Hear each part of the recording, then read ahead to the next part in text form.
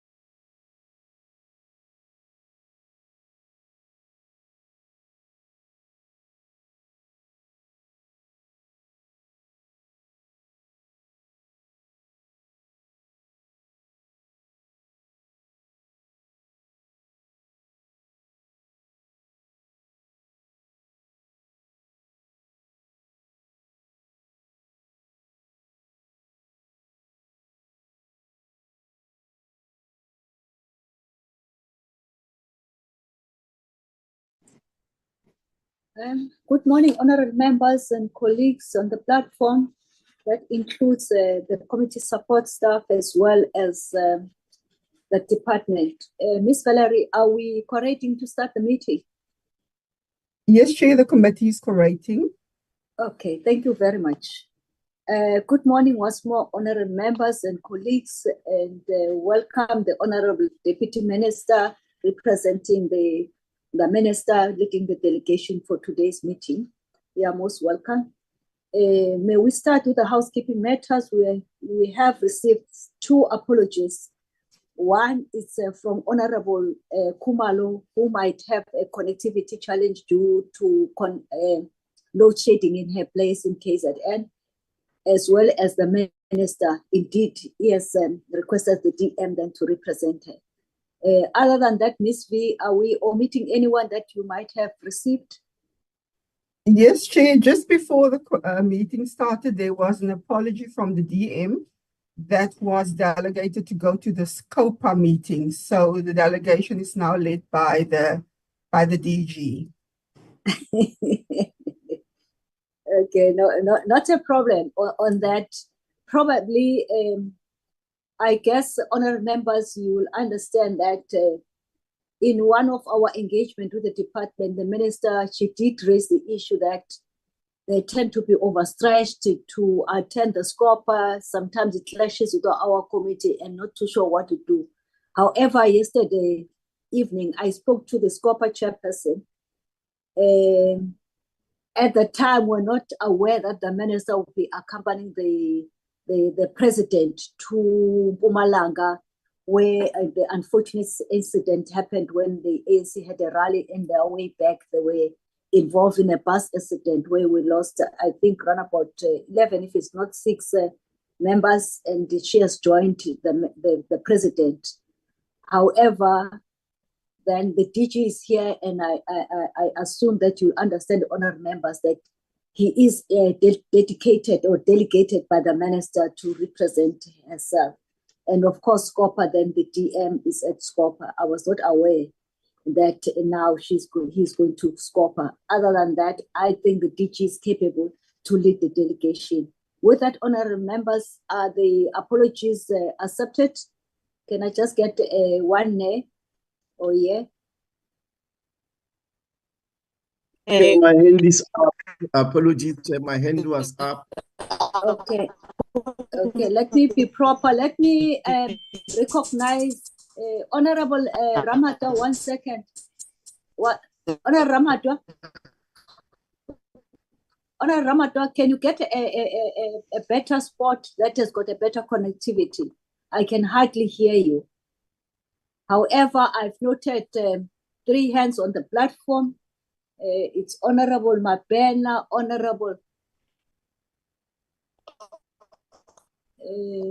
Honorable Ramatwa, can you get a better spot for your connectivity? We are not audible enough.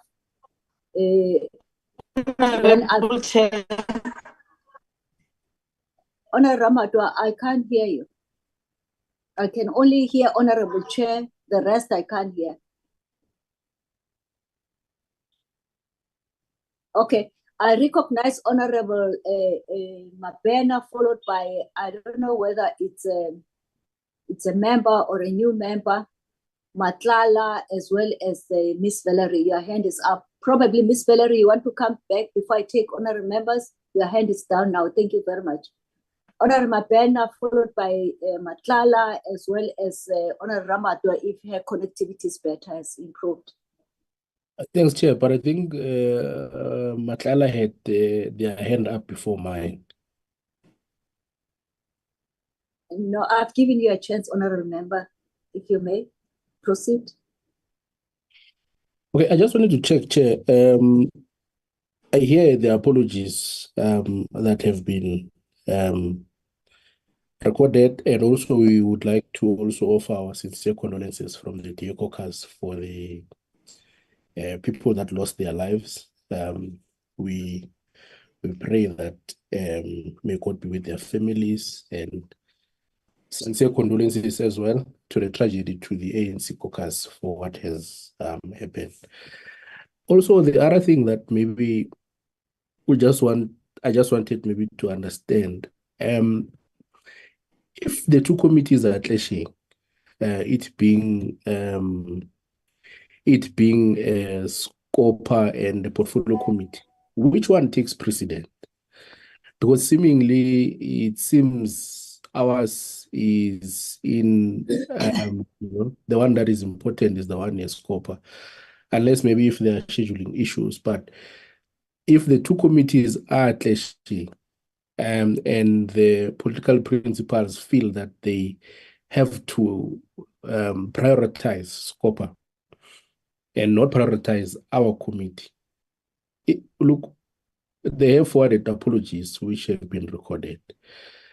But I don't know, but I'm just asking, because they account to this committee at the end of the day. Who are the ones that go through their APPs? Who are the ones that go through their budgets? Who are the ones that are responsible ultimately for oversight in those committees? I mean, in those departments.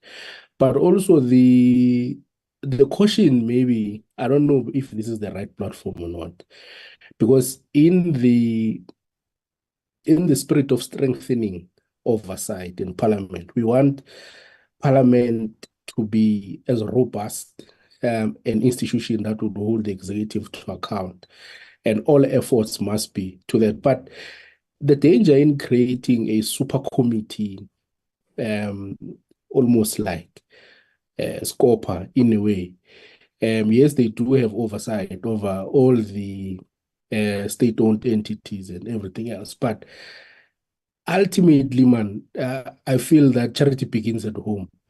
The powers that be must understand that we can't be playing second fiddle to scope. I think maybe the DGs here is listening. Maybe when we engage with your political principals, when we have your triangle meetings, whatever the case might be, please just maybe that message, because to me it doesn't sit well. What would then happen if we say, no, I agree you went to Scopa, so not a season again, we're not approving your budget. Go ask Scopa to approve your budget. Will seem very petty, like we want to collapse the state or anything like that, of which is not what we want to do. But this thing that they prioritize that are a committee over our committee, to me, it doesn't seem well. But yeah, hopefully they can pass the message. Thanks, Chair. No, thank you very much, Honorable Mapena. Matlala, I'm not too sure is a she or is an honorable member. Over to you.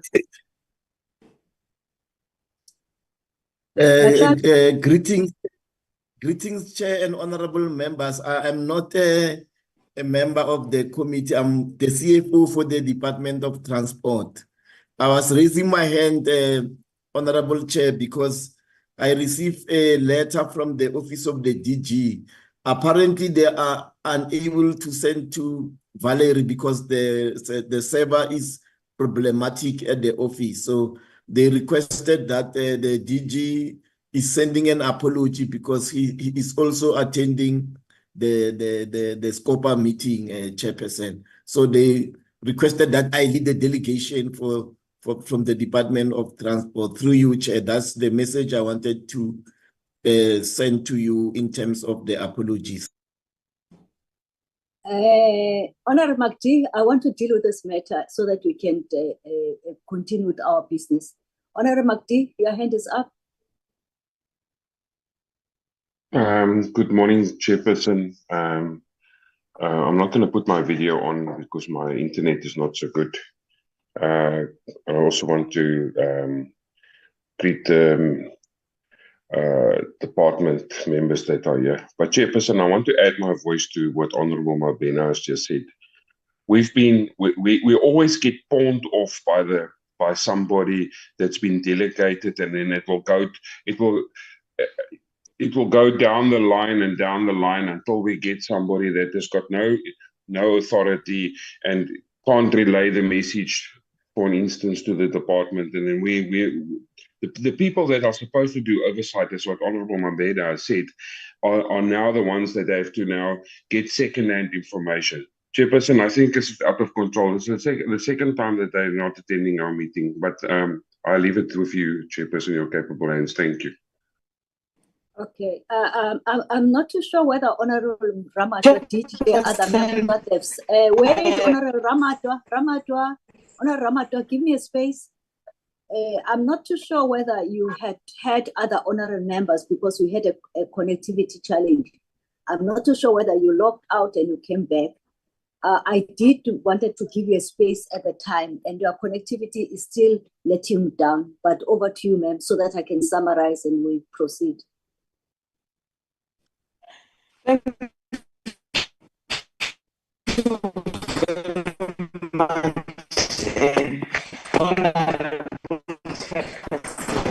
Am I audible now?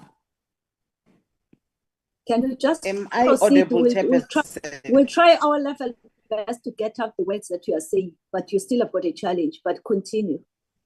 Am I audible? May you proceed? We can hear you now.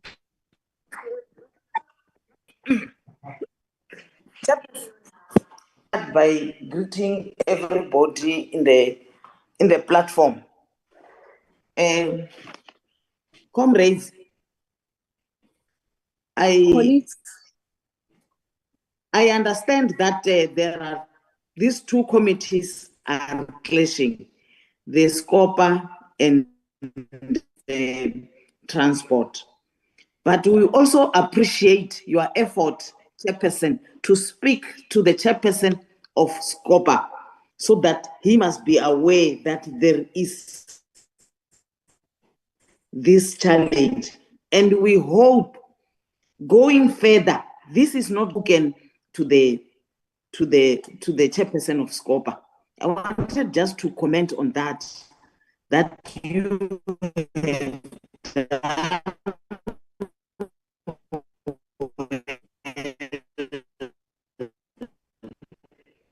by speaking to the chairperson of SCOPA and hope that this is not going to happen again.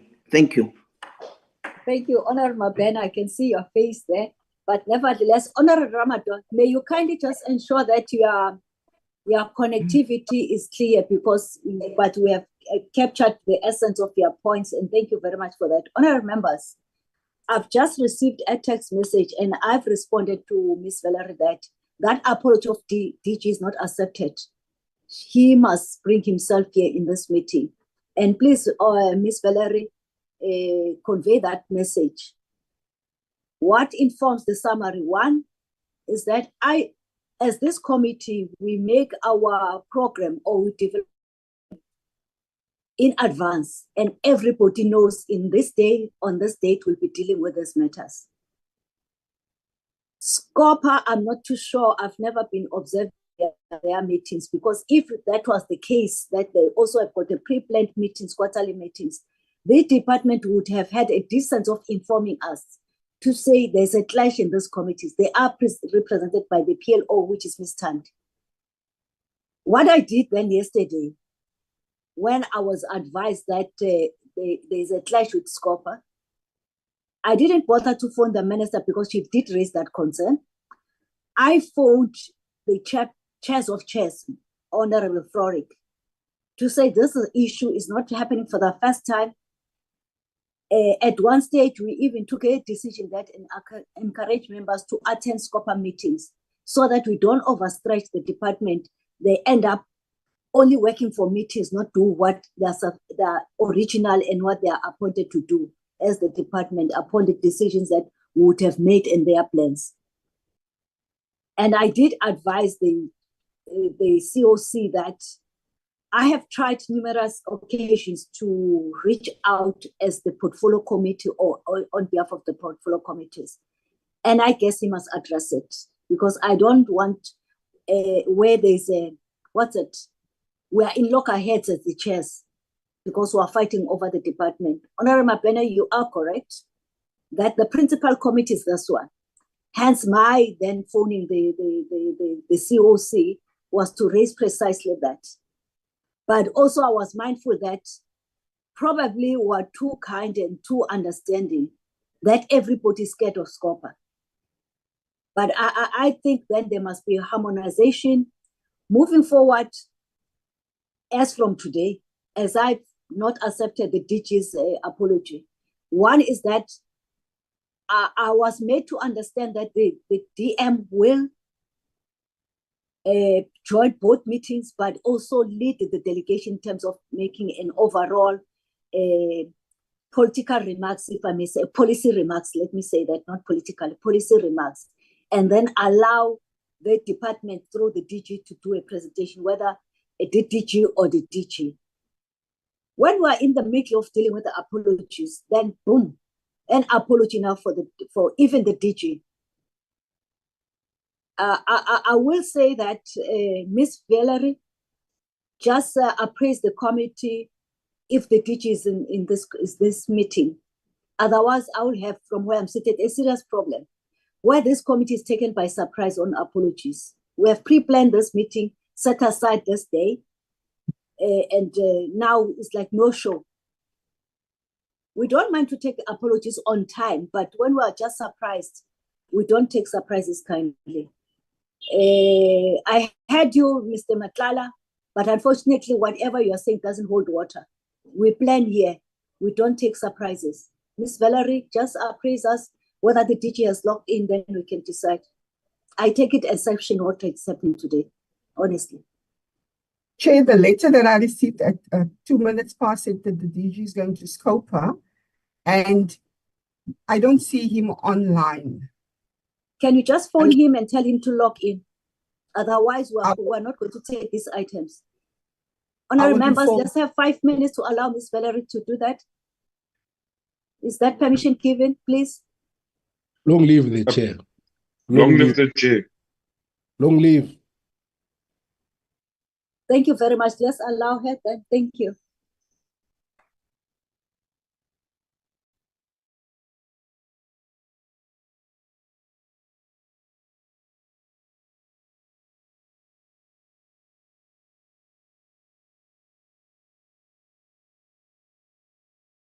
Recording stopped.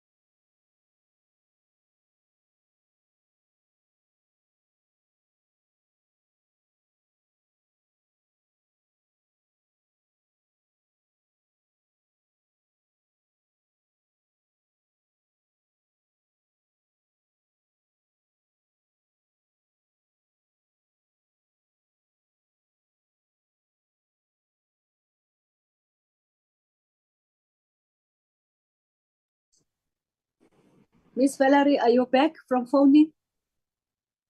Yes, Chair, I can't get through to any of them. I've sent them WhatsApp to get the DG online ASAP.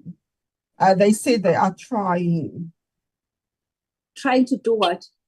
They must Get them get online. themselves logged in here. I've sent it to the DM as well. Just notify me if they've logged in. One of the two. It's either the DG or the DM.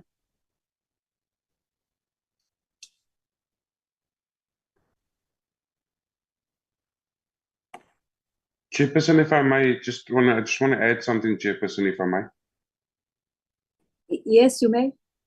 Honorable McDade. Thank you, Chairperson. Chairperson, failure for the DG to come back to us, Chairperson, I want us to then acknowledge that this was fruitless and wasteful expenditure by the DG, and it must be recorded as such, Chairperson. Thank you. Okay. We'll come back to that. I can see the DG has read my notice. I hope he didn't just blue tick me.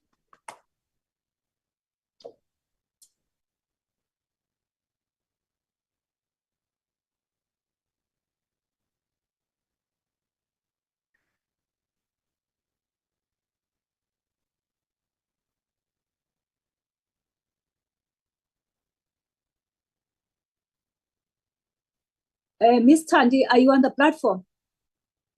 Recording in progress. Okay. Honorable members, let's proceed. Just want to get here.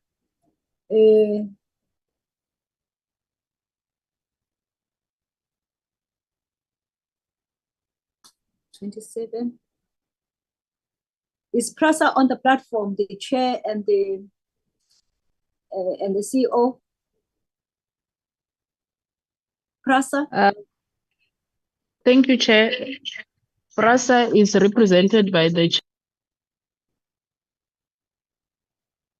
You have switched off again. Just unmute yourself, ma'am. Okay, thanks, Chair. I was just saying that PRASA is represented by the chair of audit and the board members and the group's CFO. Okay, and group's CFO as well as the audit chair. Yeah, audit chair, board members, and the group CFO. Okay, thank you very much, ma'am. Thanks a lot. And I must register here, honorable members, that the CEO did phone me yesterday to make that apology and to say that the group CEO and the audit chair will lead the delegation. Notwithstanding that, they are come to us via the department.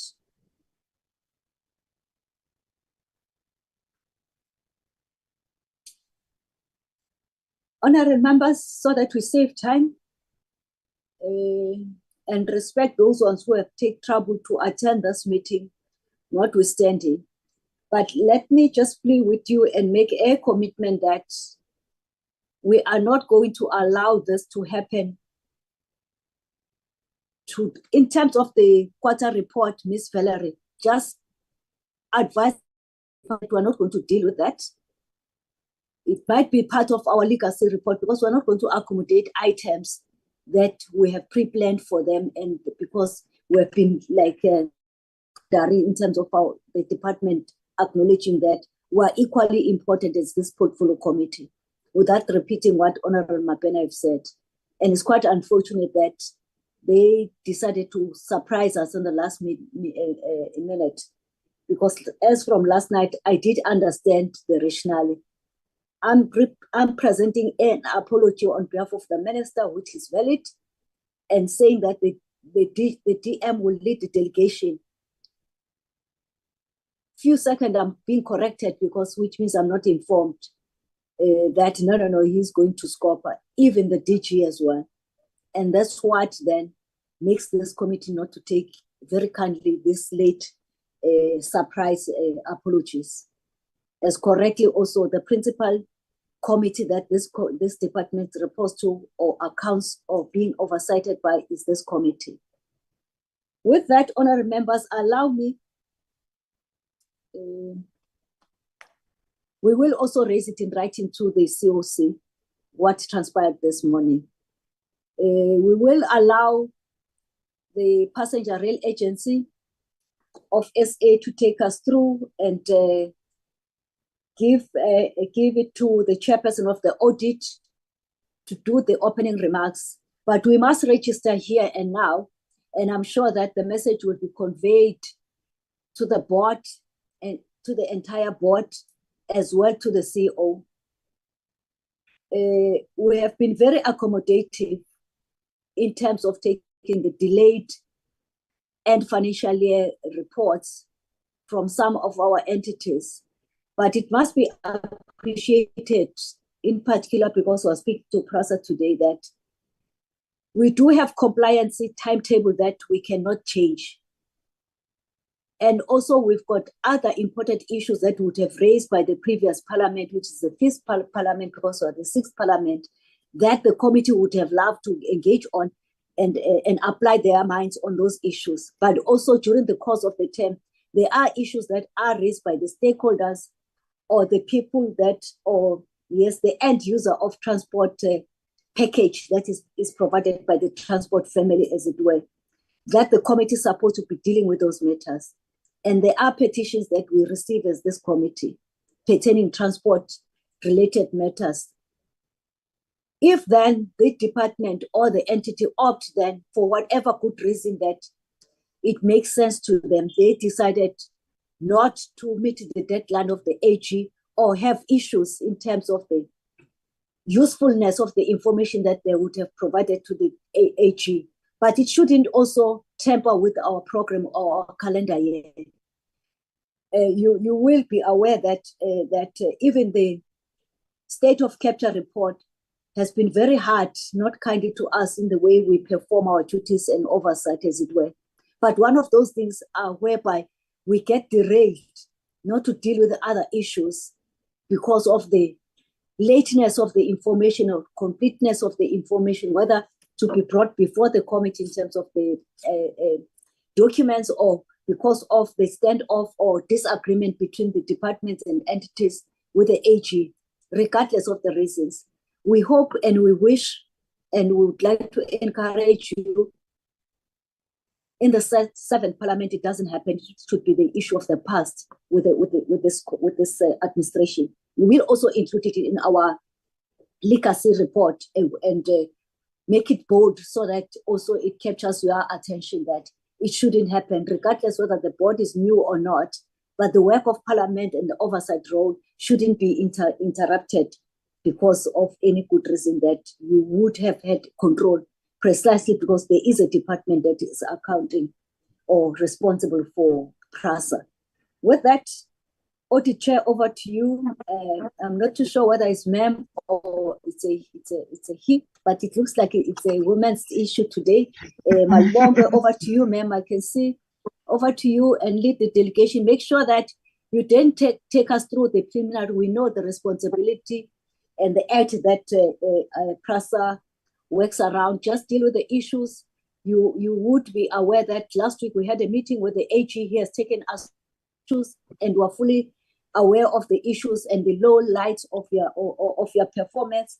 But take us through, and whereby there's underperformance, tell us the issues in particular in terms of the appointments of filling critical vacancies and also not meeting your predetermined objectives in terms of your turnaround time that you would have set up for yourself, and give us a sense of comfort that moving forward, you will be dealing with those issues. There will be no repeat where the project gets delayed for whatever reasons, notwithstanding that others are outside your control, like whereby you get interdicted by other interested parties.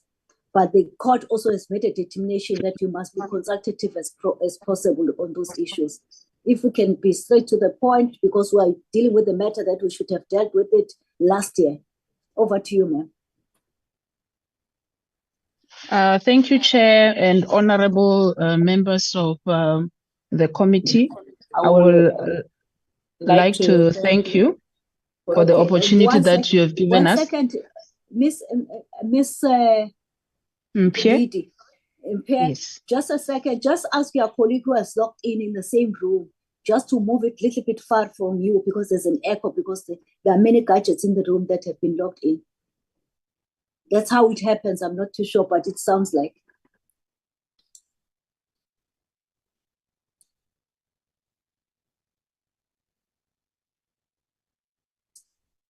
You might as well use one gadget if you are in the same room and register your attendance. We'll see you on the platform if there is more than one person in the room. You may proceed.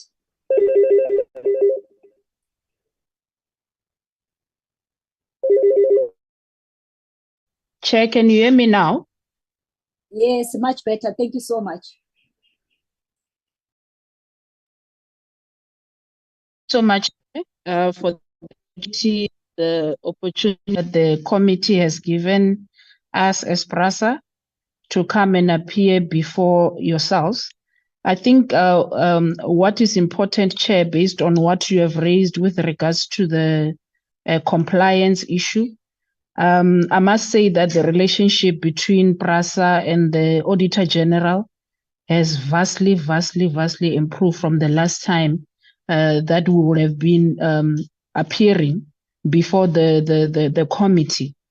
And Chair, I would like to just bring to your attention that there was a lot of effort, both from PRASA side and also from the Auditor General, in making sure the completion of the 2022-2023 audit is done to the Chair and honorable members. And you will note that for the past few years, we have been having disclaimers. And disclaimers simply means that the auditors will stop auditing if there is limitation of scope. But in this current year, there was a lot of effort that had to be put in making sure that all the accessions are audited. And hence, Chair, due to the commitment of PRASA and due to the work that was done in making sure that we deal with all the material irregularities and material findings that the AG raised in the past, hence we have moved from a disclaimer, Chair, into a qualified. And we are working, Chair, into moving from a qualified audit opinion into an unqualified, and that is our commitment. Chair, with regards to our operations, we have made sure that we increase train operations during the current financial year. We managed to open 26 out of 40 corridors, and most of them are using EMUs, which is those that are produced by Givela, Chair. There was a lot of improvement in terms of addressing leadership issues that we had. As you are aware, we had a lot of acting positions where it was not filled by permanent people, but we have dealt with most of them. However, we are aware that there are others where, due to prolonged suspensions or issues that we had, those could not be filled until those matters are closed. In the current financial year that we are in, not the 2022-23, but that we are in, we will be coming in to report to you that where settlements needed to be made, settlements were made in order to be able to move forward in appointing permanent personnel. In terms of the controls, we continue to strengthen the controls within PRASA in making sure that the controls are not weak, and therefore we managed to resolve all the material irregularity except two, which is the Isipingo, which there is still the finalization of an arbitration process, and the ghost employees, which has now been part of the proclamation of the SIU Chair. Chair, in terms of the performance, we managed to move, as you may be aware, that in the previous year we were lingering between 11% and 25% performance, but in the 2022-23 we finished off on a 59%, which it's not yet the greatest, but from where we were, this is a great achievement, and we are striving to get to 75 and upwards. And then in terms of the capital spend, Chair, we managed to spend over the allocation that we were given. We were given 12.6, and now we spent 13.5 on the capital budget. So we managed to recover 18 lines out of the 22, and there are 12 lines where the EMUs, the new trains, are running on. In total, from the start of the contract, the trains, the new trains that has been delivered is 146, Chair, which is a good, not the greatest, but we are getting to a comfortable stage. We know that we've got issues of depot modernization where those trains needs to be stored, and which contracts in that regard are being finalized at different stages. Chair, those are that's the update that I thought I should do, or the opening remarks that I thought I should do before I hand over to Anna Marie to take you through the detailed performance, and also to the CFO to take you through the financial performance as well, and then he will touch more or give more details with regards to the audit outcome on the issues that we managed to really tackle and deal with, and those that are outstanding. Thank you, Chair. Thank you, Chair. I'm Marie Libber, the General Manager for Strategy at PRASA, and thanks so much for the opportunity to present to you. If we can go through the annual performance against predetermined objectives, can I just maybe ask whether my colleagues can put this in a slideshow?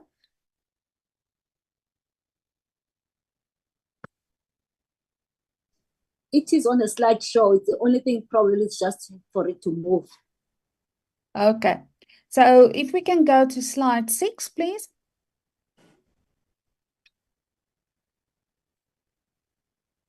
Right.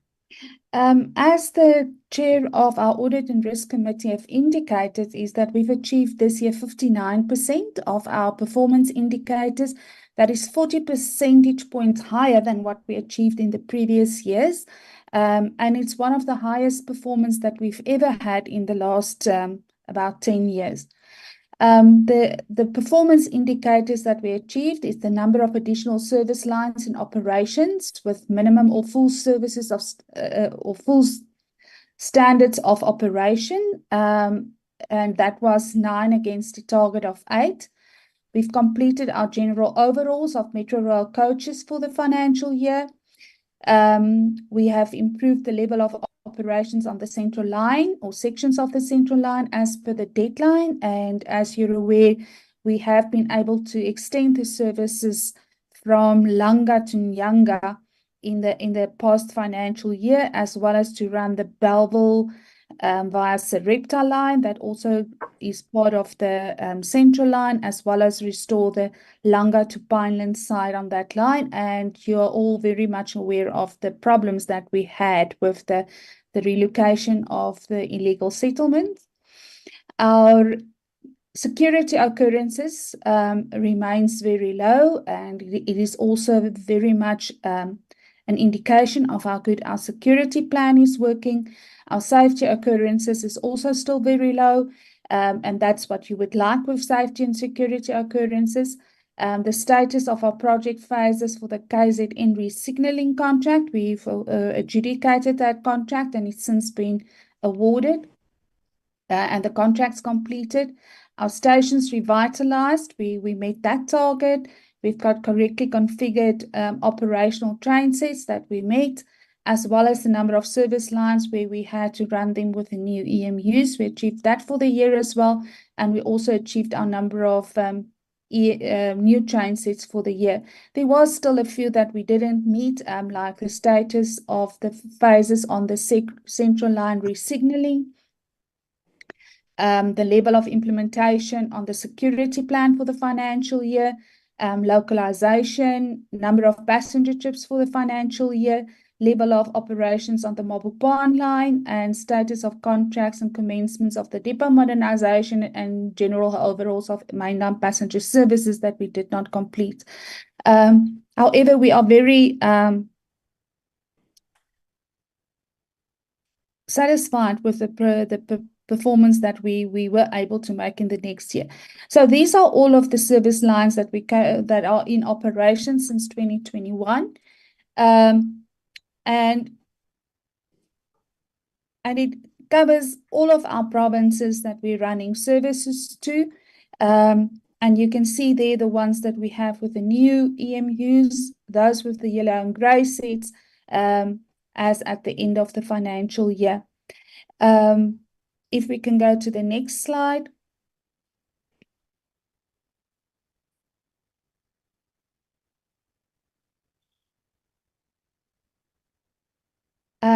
This is just indications of, there's something that went wrong there.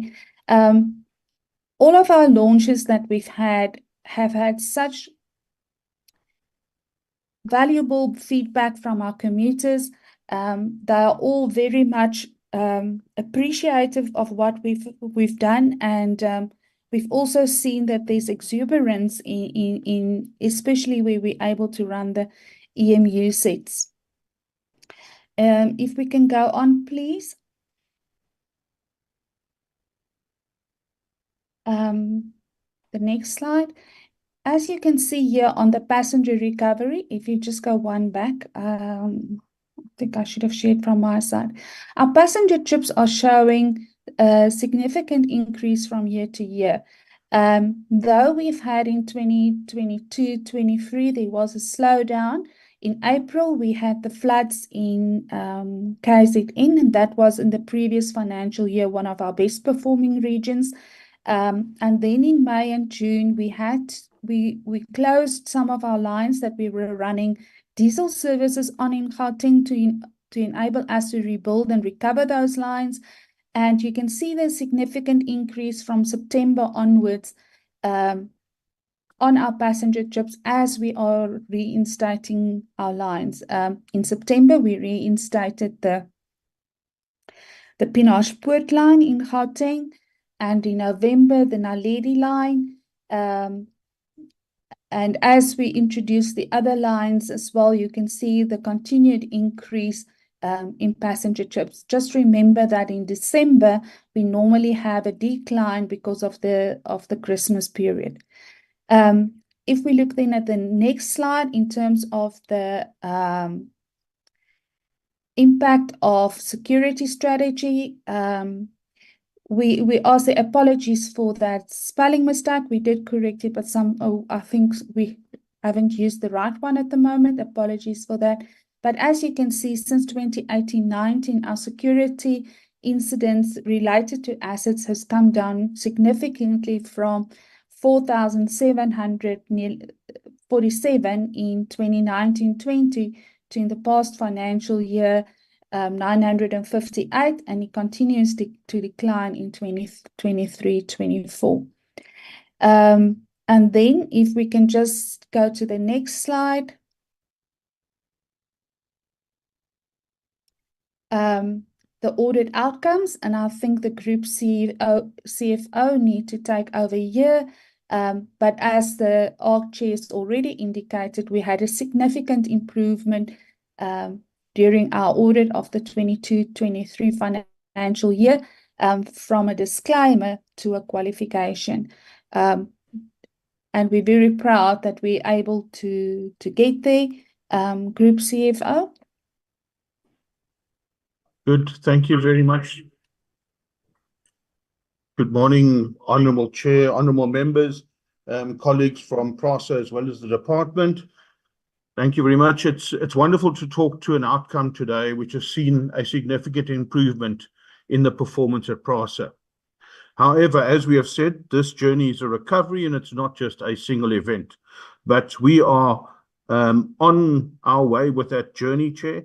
And we take note of your comments earlier with regards to the timeliness of submission of AFS, etc. I think last year was to make sure that all the work that PRASA had done was recognised. But I believe this year, Chair, that we've put in place resources which will allow us to be able to submit by 31 May 2024, Chair, and therefore comply with the requirements of the PFMA, Chair. I think if we can go through the major areas, obviously the annual financial statements, Chair, significant improvement in that. If we look at the PPE side, Chair, this is something that has haunted us for the last 5 years, Chair. And with an organisation with over 350,000 assets, which are spread all out over the country, it's taken an enormous effort to be able to make sure that we have credible asset registers that reconcile, Chair. If we also look at the commitment side, we had issues on the Gibela contract where we had not completed the indexation negotiations. Those were all completed and all put in place, so Chair. So therefore, from a commitments perspective, we are showing a far better understanding of what our true commitments are going forward. One of the major issues with regards to getting financials on time has been the issue of finance resources, which we have been drained of over the COVID period, etc. Those resources have either been replaced or we've brought in temporary resources to ensure that we can cover those areas, Chair. Obviously, another key area, and particularly for PRASA, has been irregular, fruitless and wasteful expenditure. We now have credible registers, Chair, which reconcile and match with the AFS, and we can then detail the story of how we are going to sort that out in the years to come, Chair. So Chair, if I can move just into the AFS, if we just look at our operating loss, obviously our operating losses have widened over the period, and part of this is the reason for that. If you look at the current year or 2022-23 year, Chair, you'll see that the write-offs are significant, the impairments, and that is because we have cleaned up our asset base across the network by doing verifications, etc. We have also verified the WIP side of things, Chair, so that we can now say that we have a credible asset register. We have sorted out the last decade's worth of issues related to assets, and they've come at us in a number of places, but obviously mostly in the 2022-23 year.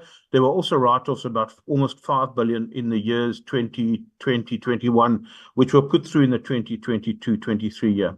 If we just look, Chair, just from an operating cost perspective, Obviously, revenue lags operating costs. Operating costs are largely fixed, whereas revenue is what we're trying to deliver on in terms of fair revenue, as well as other assets or other items. I'll discuss those in more detail further. Just obviously, when we look at the income statement, Chair, when we look at operating losses, we need to discount the capital subsidy as income to understand a true operating loss that PRASA sits in. So at the bottom of our income statement, Chair, we have split those out into what our operating losses are and what our capital subsidy is, to clearly highlight to all the users of the financial statements the difference between operations and capital subsidy. Chair, if I can just move into our revenue, then we can see that we are very heavily dependent on the operational subsidy, which is in blue, Chair. And naturally, we are as a rail entity. If we look, then we have obviously capital subsidy, Chair, which is the purple line, which obviously 2021, we didn't receive much subsidy because that was in the middle of COVID, Chair, and not much was going on. But you can see in 21, 22, and 22, 23, Chair, a significant increase in our capital subsidy to be able to enable the rebuild program. As we can see, fair revenue will take some time to come back because we need the network to be operating properly first, including signaling, which will then allow us to be able to increase that fair revenue. Interest income and rental income makes up a significant portion of our external revenue generated. If I move to the next slide, we look at external revenue generation, Chair. So again, if we see we had 1.6 billion rands in interest, and that played a large role in PRASA's survival, that it can continue as an organization. If we look at rental income, it's showing steady growth as the secondary mandate starts to kick in and then provide vital income to support the primary mandate. If we look at bus revenue, that's the third largest generator of revenue, with rail fare revenue lagging some way behind, but we know why that is, Chair, in terms of the recovery and the rebuild program that we are undertaking to be able to get back to where we should be. You can move to the next slide. So just if we look at our operating expenses, Chair, again, employee costs, as in prior years, is the major item. In terms of, if you look at our cost base, it's probably 70% of our total cost base that is defrayed on employee costs. If we look at the second biggest item now coming through, Chair, it is really security costs. And you can see the increase there as we're bringing more boots onto the ground to be able to deal with many of the issues that PRASA is dealing with from a security perspective, Chair. Then repairs and maintenance obviously start to increase over time as well as we start to bring the rail network back into production. So both infrastructure and the blue and yellow trains are maintained out of that, Chair. Then other expenses generally relate to municipal costs, energy, ICT, legal, lease costs, Chair. And those tend to move up and down depending on what we are utilizing in, let's say, from a locomotive lease perspective, which is a large contributor here. But also, Chair, we also need to recognize that the energy and municipal costs are increasing vastly more than what CPI is, Chair. And it is a deep concern for PRASA in terms of because those are costs which we have no control over, Chair. We're just a price taker rather than being able to negotiate on those. If we can move then to the operating cash flow position, Chair. So this is the crux of what PRASA is about, Chair. We will always show losses when you look at our income statement because of the depreciation that we incur. But that's not a cash cost, Chair. We as PRASA need to break even from a cash perspective. So in prior years, we've received additional subsidy support during COVID, as well as support for security costs. During the 2022-23 year, in fact, on the 31st of March, PRASA was allocated, or they reallocated 2 billion from the capital program, which allowed us to settle creditors, the most important one being Transnet, which had been a very long outstanding debt, Chair, which needed to be settled. So largely PRASA is living with thin margins and propped up by interest earns on capex balances. And it is just something we need to be aware from a risk management perspective, Chair, in terms of the future for PRASA. If we look next at the capex spend, Chair, I think this has really shown part of PRASA's contribution to the economy as well. If we look at the green, Chair, it has shown marginal increases in terms of the spend that PRASA has put in place. But 31 March 2023, we see the green outstripping both the light and dark blue, Chair, and clearly shows the effort that has been put in to be able to rebuild the network. So it's the first time PRASA exceeded its CapEx budget. But as we said, the modernization is going to make significant costs in terms of moving forward. Also, what we've done in the capital environment is to increase skill and capacity, Chair, to allow us to be able to execute and move forward with this. We also are very pleased to announce that Gibela managed to deliver 60 trains. The maximum factory production limit is 62 trains, so we are right at the top end of what they can produce, Chair, and provide to us. Just a note is that the signalling program had not kicked off yet significantly in 2022-23. Negotiations were being finalized, and we'll see a major kickoff on the signalling side within 23-24. Chair, if we can then just move finally towards the balance sheet. And really, if we look at the assets, Chair, obviously cash currently plays a large role, that is there, but we can already see that the cash balance is starting to decline as we accelerate spend in the capital environment. So last year we outspent by just over R1 billion. This year we'll outspend by R5 billion. So we'll see a significant further reduction in those cash amounts. The other properties, we see investment property moving up a little bit. And that is an improvement from the COVID environment, which has seen retailers, etc., start to generate better income. And also it has returned better asset values for us when the valuation of property is undertaken. If we see the increase in property, plant and equipment, that reflects the significant increase in capital spend. And from that perspective, we will continue to see that moving up in the future as well, Chair, because of the large amount of capital that we are going to deploy across various sectors in the economy. If we just look under current liabilities, we will see that the red shows a little uptick, and that was not due to us not wanting to pay creditors and people on time, but one of the banks had a glitch in terms of transferring monies from an investment account into our payment account. And that was only affected after 5 o'clock on the 31st, which meant the payments only went off on the 1st. And therefore, that should actually have been reduced by about 3 billion, which would have shown it in line with what the previous year current liabilities are, Chair. So I think, Chair, I think that is all we have at the moment. We feel that we have shown a marked improvement in many areas. We know we are not the finished article yet, but Chair, we're on a journey to get there. Thank you very much. Thank you very much, Mr. Alexander, and the audit chair, as well as Ms. Marie. Honourable members, here is the presentation. And of course, I know that you'll be limited because now we're in the 2024 financial year. 2024 financial year, one would have hope and also understand that some of the pending matters to be addressed by PRASA are incorporated to their current year, which is not yet under review. With that, honourable members, I now I can see hands. I notice Honourable Magdi, Honourable Mabena, Honourable Sithole Samsang. For now, Honourable Hans Singer and Honourable Ra. Honourable Magdi, over to you, sir. Thank you, Chairperson.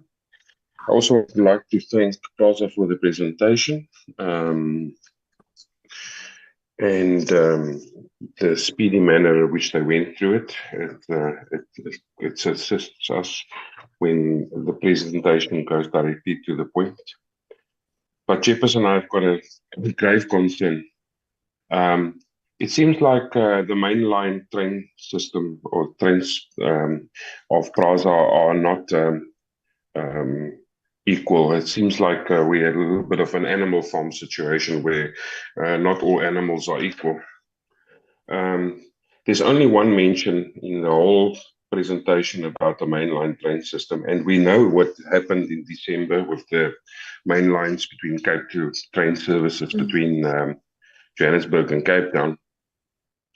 And I'm very concerned that a key component of the passenger rail services of South Africa is completely left out of this presentation, Chairperson.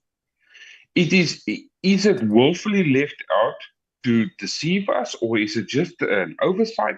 Because as far as I understand, that the key business of PRASA is to move passengers, especially on the trains within the cities, but also to alleviate the traffic on the roads with the passenger train services between Johannesburg and Durban, Johannesburg, East London, Johannesburg and Cape Town. But it seems like it's just a stepchild of PRASA, and they're trying to just push it there in a corner and just leave it there. Chairperson, with that, I don't know what to say. This presentation means nothing to me because, I've always complained about this mainline trains, and now it's completely removed from the presentation. It's mentioned only on slide 5 in a heading that they did not on the refurbishment was one of the targets, and they have not achieved that. That's it. Not how many trains have been run. What is it? On the financials, it's nowhere. But Chairperson, let me leave it there before I get the heart attack. Thank you, Chairperson. And I can't help you through the wires, mind you. But having said that, Honorable McDee, you must note that we're dealing with the year that was, which is like water under the bridge. I hope some of your points will be covered in the quarters that we're going to be looking at, but I'm sure they're taking your points. Honorable Mapena, over to you, sir. Thank you very much, Chair. And yes, we wouldn't want our colleague to be suffering cardiac arrest on us here. We still love you, Honorable McDee. We don't want you to go through that. Nonetheless, Chair, thanks. I think we're dealing with the year that was precisely because of the inefficiency, or we can say incompetence of the entity. If you had submitted these reports in line with the schedule of Parliament in time, we wouldn't be dealing with the year that was. But nonetheless, we're going to deal with it in any case. So the first issue that we have to deal with is you have written off assets. I think you've touched on it briefly here, but can you just give us the nature of the assets that you had to write off? And also, can you also maybe in terms of the quantify what constitutes a written off asset, and what is the impact to the entity in terms of that? And then there's also the issue of the Mabopane line, which has been delayed due to incorrect signaling. What is the issue? Because my understanding is that there is issues with regards to the contracts there. There hasn't been any. The contract has not been renewed. What is the change? Because here is my irritation with this thing, is that you know that the contract is coming to an end. No one takes deliberate steps to make sure that we've got a contract coming to an end in the next 6 months. Therefore, we have to time or whatever the procurement process in a way that would ensure that by the time that we get to that time, when this contract finishes, the new one can kick in. Why are we having a situation where we even have to have such an impact? Because within the space that they're operating in, signaling is everything, especially automated signaling. That can be the difference between life and death. And we've got people who are incompetent, who are waiting for contracts just to come to an end. And then we've got issues there because someone decided not to do their jobs, but they keep getting their salaries. That's my irritation there. And what consequence management are you going to implement in terms of that? You must give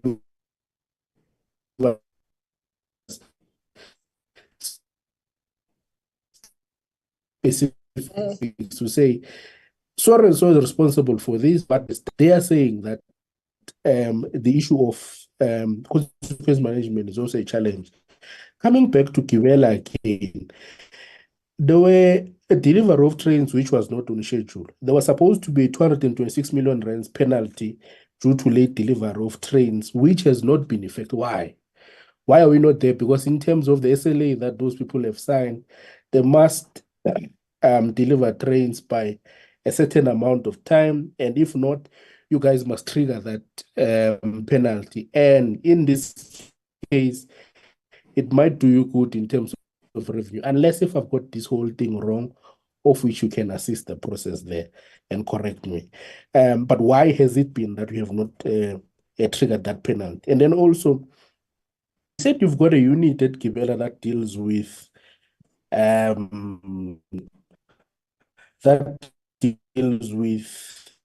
okay, you've got a unit within, then you've got 21% of the fleet not being available for use. 1% of the fleet which is not available. And I think that into the report touched on the issue of the depot. You have had a budget. Look, it's a bit of a challenge, if I can put it that way. But one thing that must not or one thing that we must say is that because of the program has been delayed for over 10 years, if you read that AG report, in terms of the modernization program, as such, you've got a fleet which is there, which is just sitting there, which is not doing anything. And therefore, what is consequence management in terms of that? What is it that we are doing to make sure that we don't have such issues going forward? There were issues again, Chair, but I think they just passed it on as to know the president has done a declaration of the SIU. The issue of fraudulent employees. There was a time when we asked questions in Parliament, and your response was that 32% of all PRASA managers were not qualified to be in their positions, and that you were running a what did you call Operation Ziveze, which was which you were doing verifications of the qualifications of the people there. But seemingly that Operation Ziveze is not coming to an end. There's no fruition. You are not telling us in terms of what is the latest, what have you gotten there. But you are passing it off, like passing it back to the SIU. And then lastly, Chair, 26 of the 40 corridors that you said you've recovered. Is this recovering also happening simultaneously with the actual train stations which are there? Because challenges are that in some of these corridors, some of the trains, they pass some stations and they can't stop at those stations. But then you will come and report in the report and say that this corridor has been recorded, because from point A to point D, but you've passed points B and C, but then you will say that line has been as a fully recovered corridor, but then it's not stopping at other stations. And also, ever since you've started giving us these reports, Cape Town, nothing is happening there. Largely in some, except for the Naledi line, which some of it works, but there's just been so many critical lines, Orange Farm and all of those areas in Gauteng, which were previously one of the busiest of your lines. But you are not saying anything, because ever since we started getting these reports, we are permanently reporting on the same lines. Same lines. Thanks, Chair. I wanted to touch on the issue of the finances, but I think I'll come back on that subject if you give me a chance, because I've done some calculations and there was one or two issues which were just off in there, but I'll come back, Chair. No, you have just done it with those few lines. Just do it and be dealt with so that we don't come back. Honorable Mapena? Yes, Chair. No, it's fine. I think I can still come back. You'll be good. I think Okay. Okay. Okay, thank you. Honorable Jobe? Thank you, Honorable Chairperson, and greetings to you and members and the staff and the officials of PRASA. Honorable Chairperson, first of all, I want to submit to you, Honorable Chairperson, that even PRASA do undermine us because the board are not there. The full board of PRASA are not there. And then the other thing is that the CEO who's supposed to present that, he ran away. That's the issue that we need to look at, Honorable Chairperson. Doesn't matter that he make an apology, but he's running away from his duty.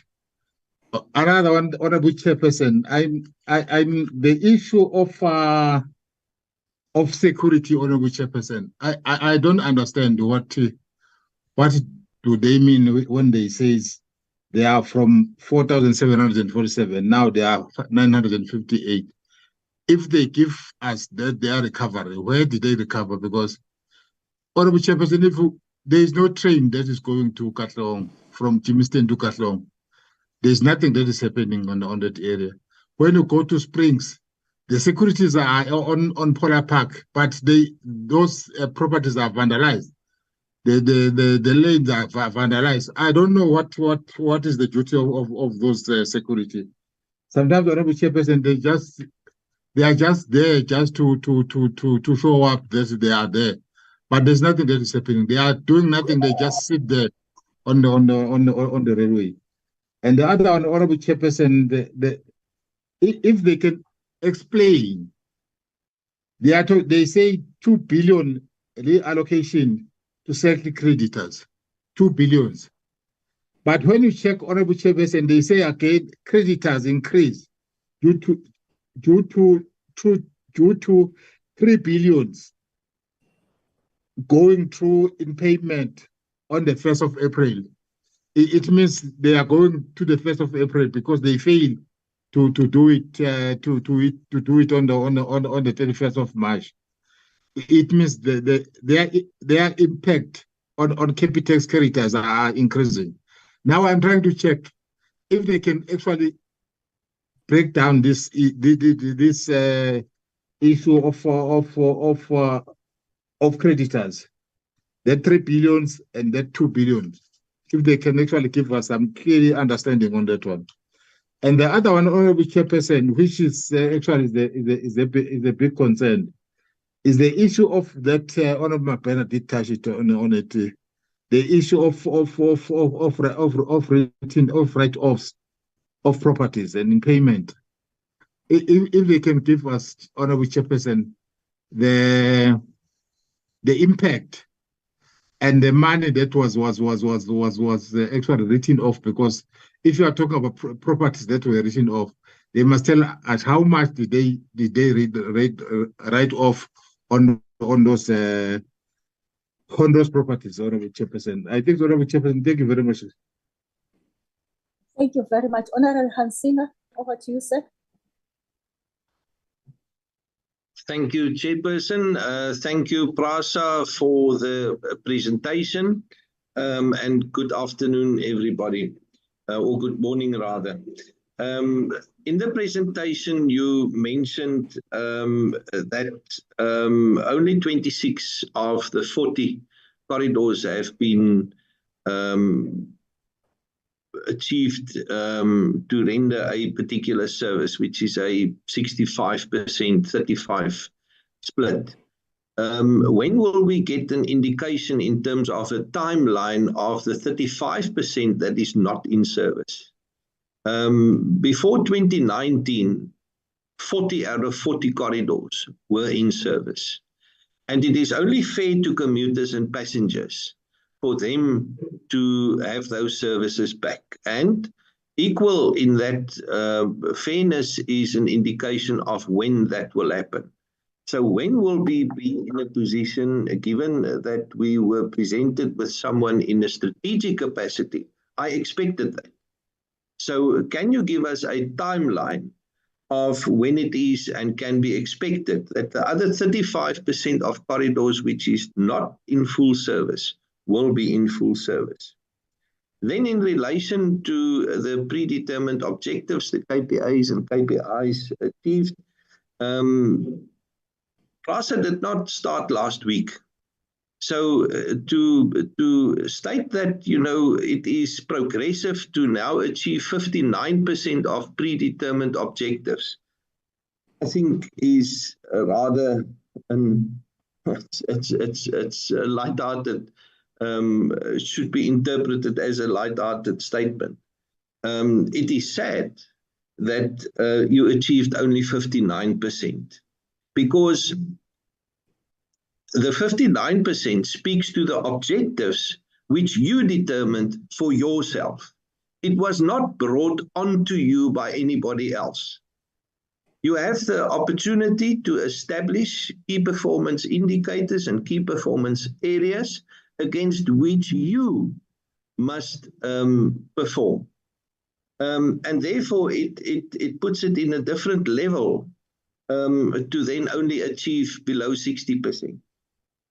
And then the added comment that we must accept this as a good performance because it's one of the highest in the last 10 years. Well, that is even worse, I would suggest, particularly because some security objectives and security indicators have not been met, which was one of the highest, if not the highest objective of the department, in that we committed from the department side for a safe environment for passengers, commuters, and, well, actually in the whole transport environment, and you failed. I would ask for a update on the illegal settlements issue, if you could give us an update on that, please. And then particularly on slide 15, there is an indication of one particular bar in the graph which shows a very high number of other and general cost. Whereas in terms of years, that was in the lockdown period. So can you explain why other and general costs are shown as being so extremely high, given that that was a period where lockdown was and we had the lowest activity? In fact, I wonder if any train moved on any corridor during that period.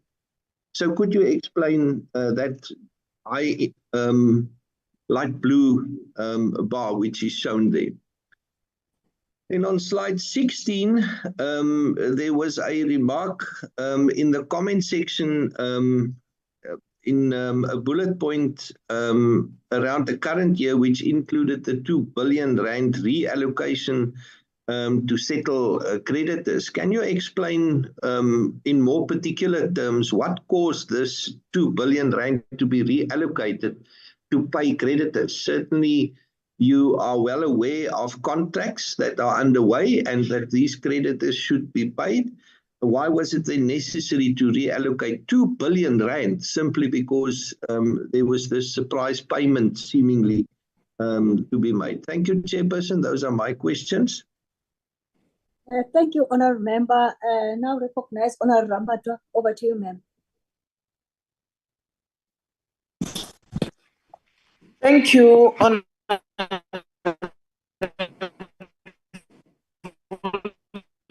Honourable Ramadwa, we are really struggling with your connectivity. Honourable Ramadwa. You have given me.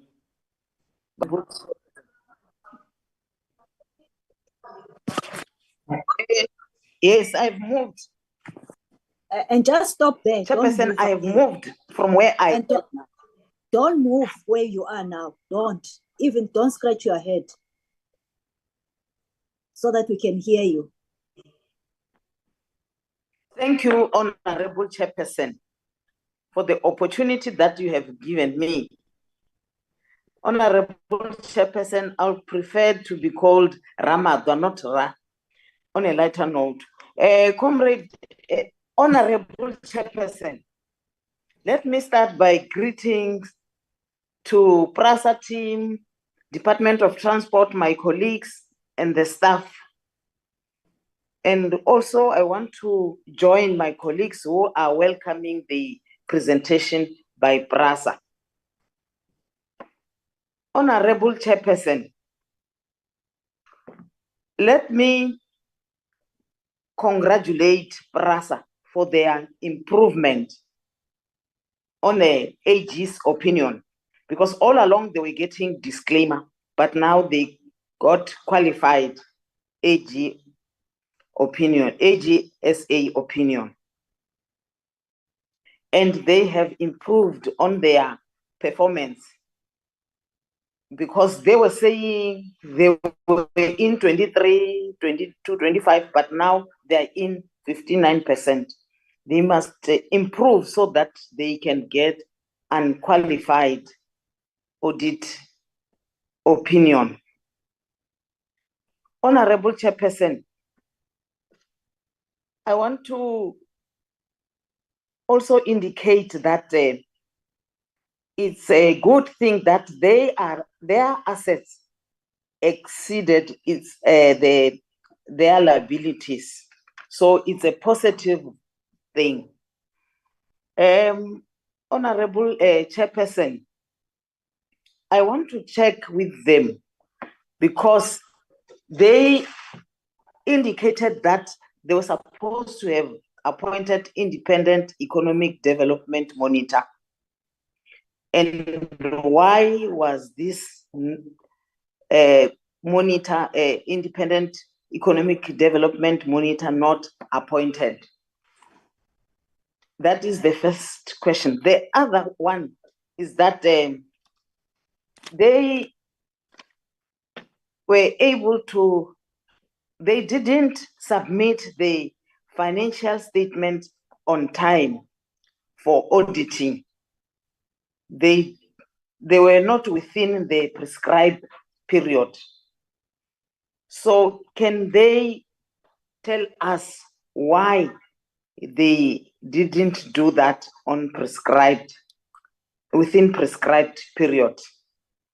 The other thing, did they develop action plan that this situation doesn't occur again? The proclamation by the president, I think, will assist us.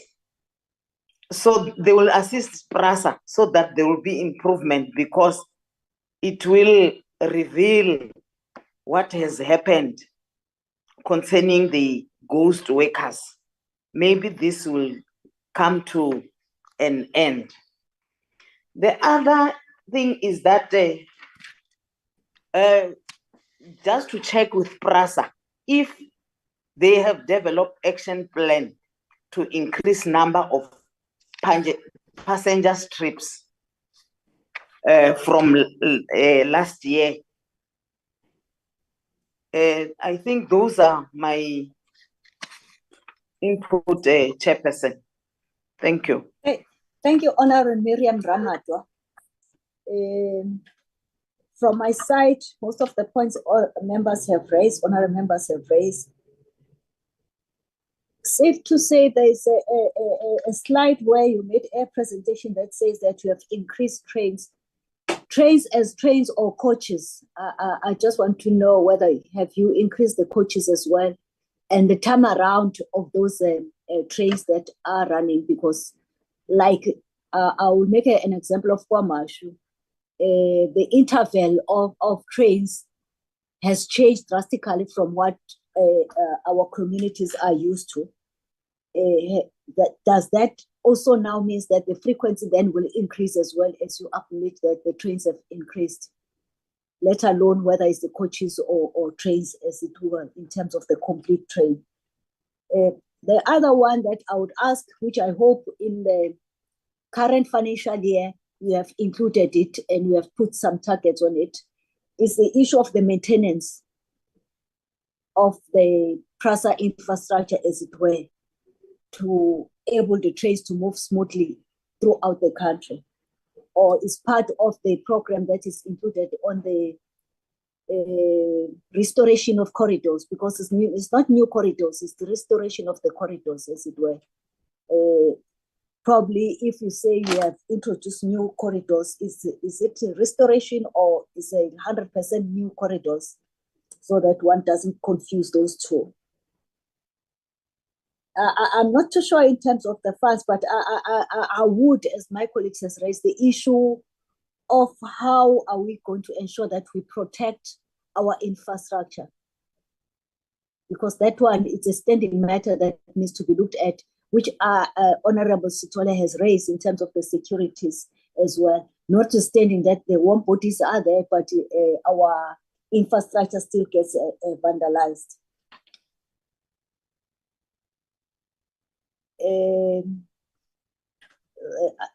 I think Honorable Mabena or it's Honorable Hansinga has raised this issue.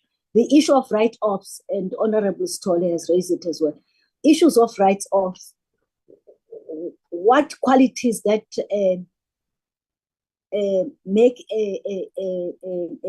an asset to be written off? Because I want to believe it's not only the buildings, but also the trains, the things that you might not see, you might not find whom you thought were there. But what at the first instance, we had those assets that are missing, because some of them are missing. That's why you have to write them off. If you can just elaborate on that, motion that Honorable Stolle has raised. Honorable Benner has raised the issue of consequence management, as it were. For me, I will add to say, if we can also add, when you are responding to that question, that whether have we paid any bonuses as we upload our services, say ourselves, I mean PRASA, in terms of the 51% improvement, 59% improvement from what we were at the 50, it's 51 years. We were. Have any bonuses have been paid, and what informs that if you haven't reached the 100% in terms of their predetermined objectives, if it has been paid? The other one that I would like to talk to is the non-payment of service providers vis-a-vis have to pay more for the year that is under review. How many of those contracts that has been taken to court because of our own mistake in terms of not following due processes that is expected, and how much have we spent on that, paying for legal fees and all related matters on that? How much have we spent on that, which might then be the cause of the increase of your expenditure? I don't know, I'm asking. Let me stop there, and I will allow your good self, Ms. Mpe, the audit chair, to come in. But the questions were directed, you tell us how to deal with those ones, who's going to respond to what, but make sure that they are straight to the point in terms of their responses.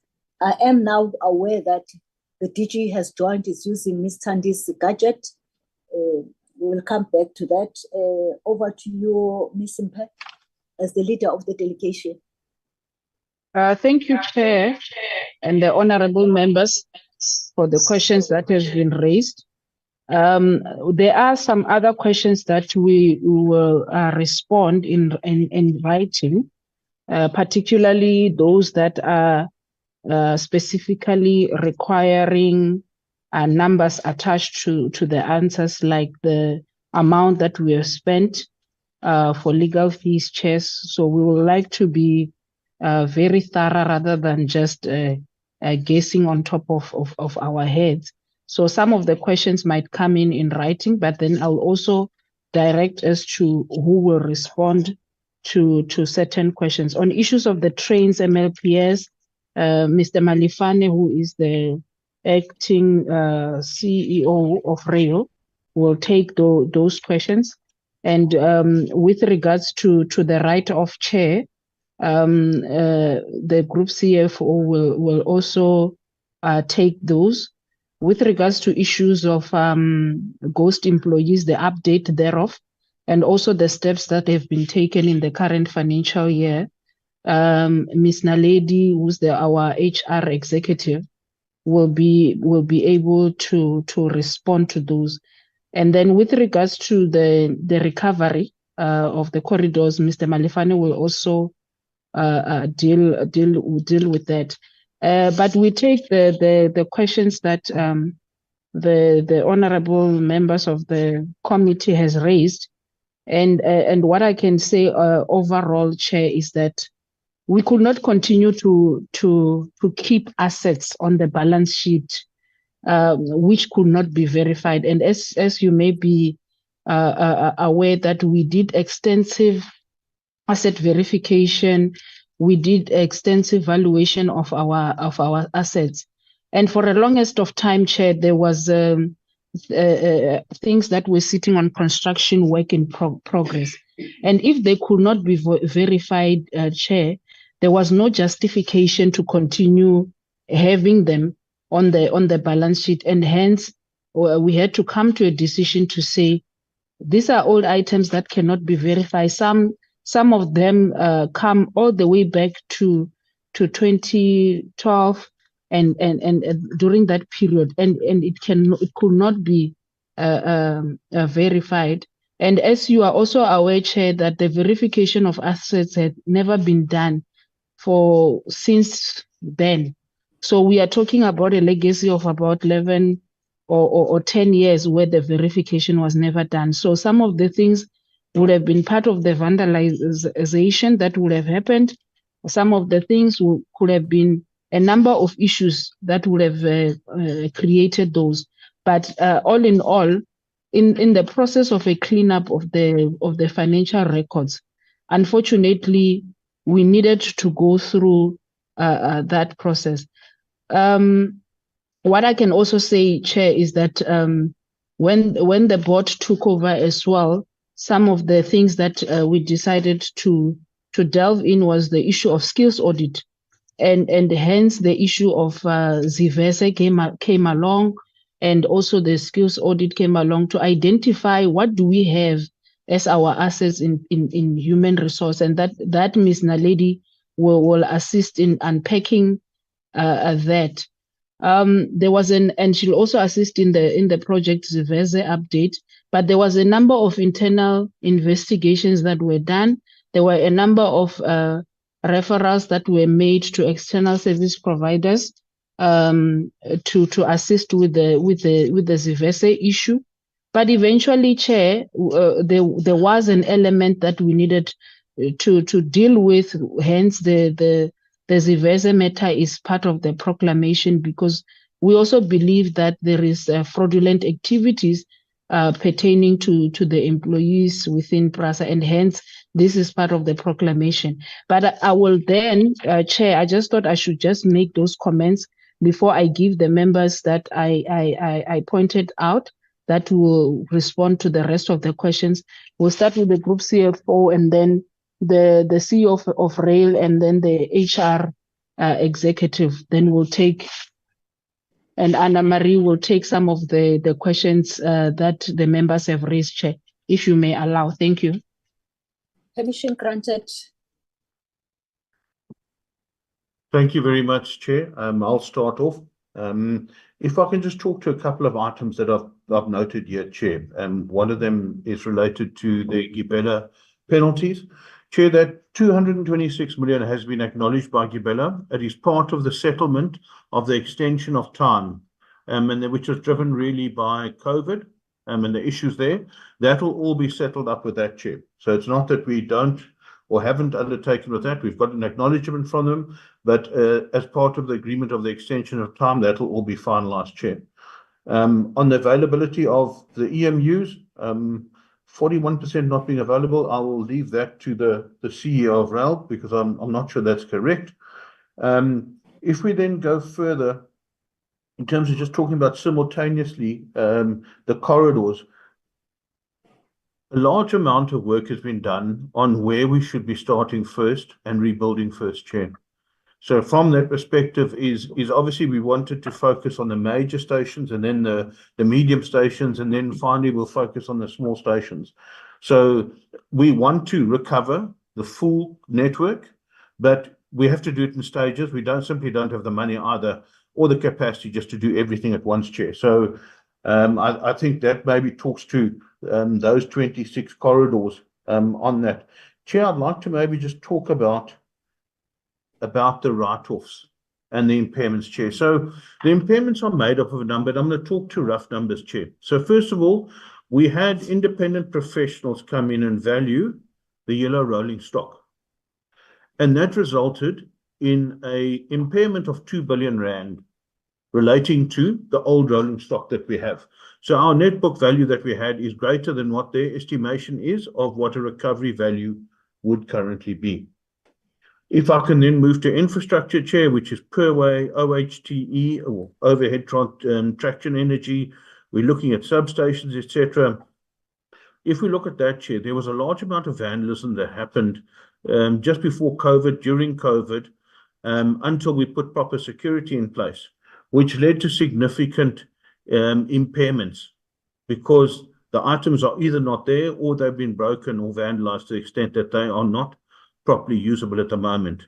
We have had condition assessments done, again by professionals, which have assisted us in determining what the realistic value is of those items as well, Chair. This is not something we had done before. It is something new that we have brought in. So, Chair, it really is a catch-up to a large extent in terms of these items. And then lastly, Chair, the largest write-off or impairment that we've had relates to signalling.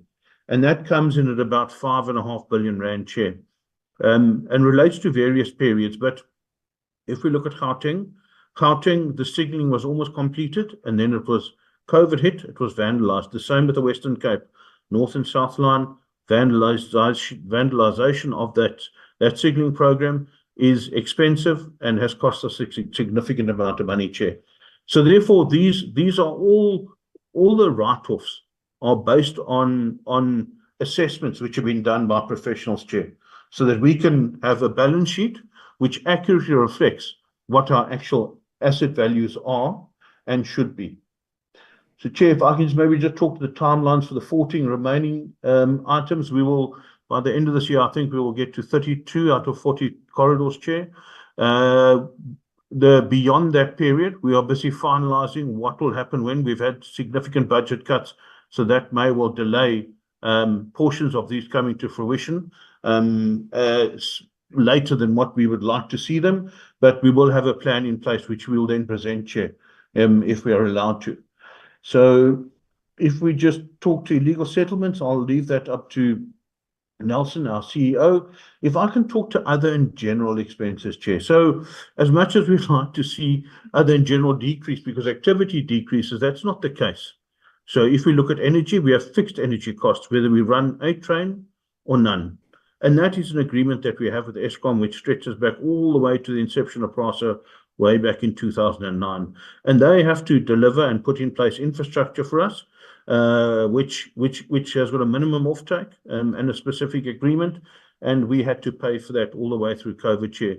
There's also municipal costs, Chair, which continue to rise during COVID, whether we operate or not.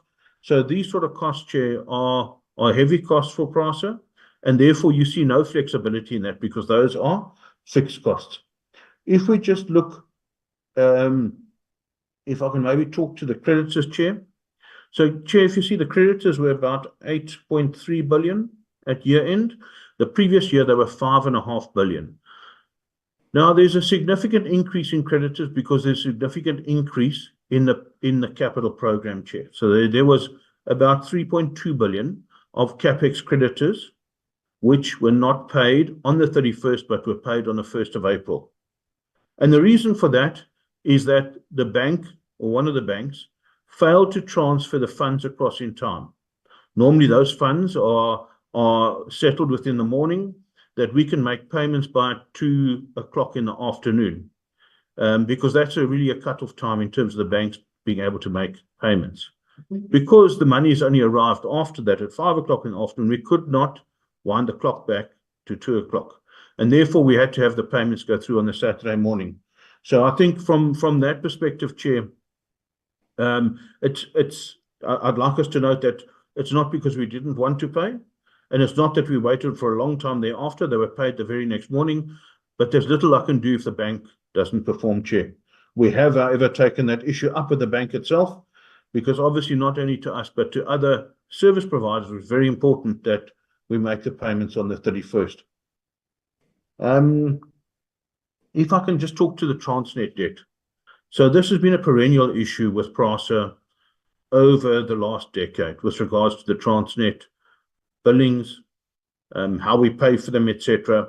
And in fact, Transnet has been our banker over time in reality, because they are the ones who don't get paid whilst we pay other creditors. And I think we've made a tremendous effort, and we'll see that coming through in this current financial year, to make sure that creditors are paid and up to date.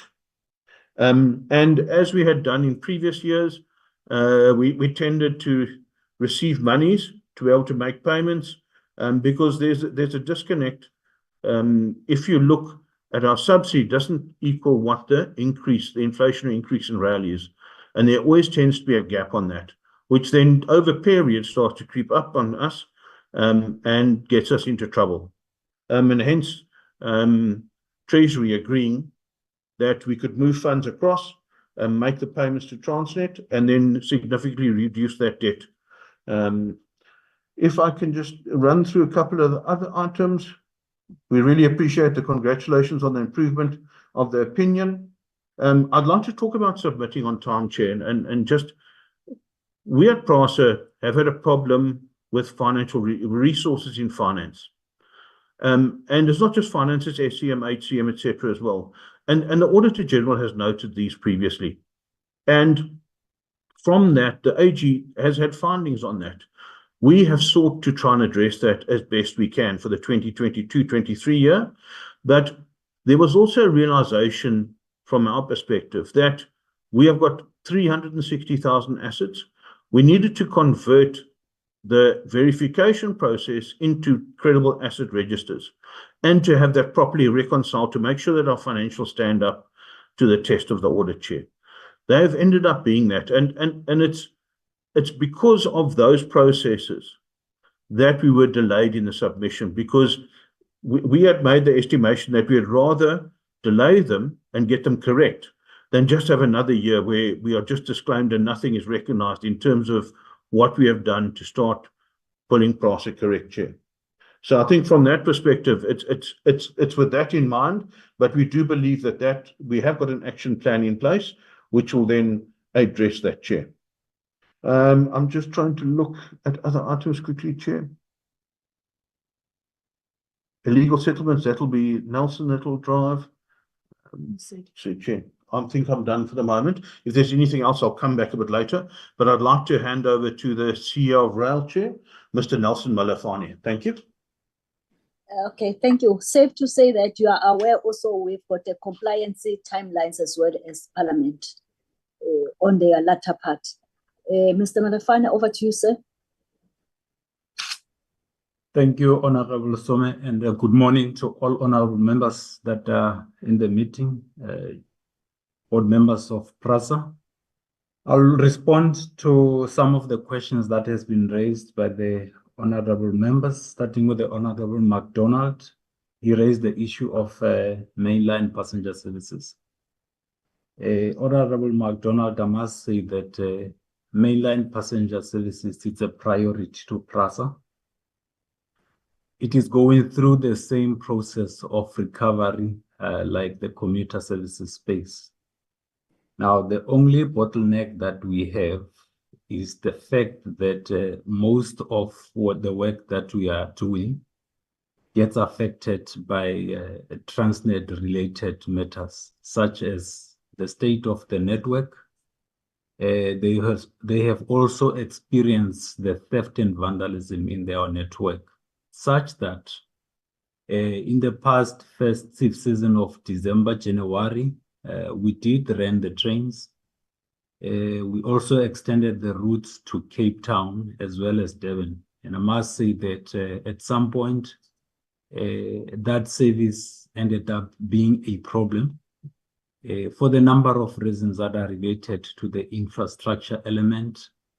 And the worst was that we actually borrowed the locomotives from Transnet to run the services. But what we experienced is that I think there were more failures than what we expect to have.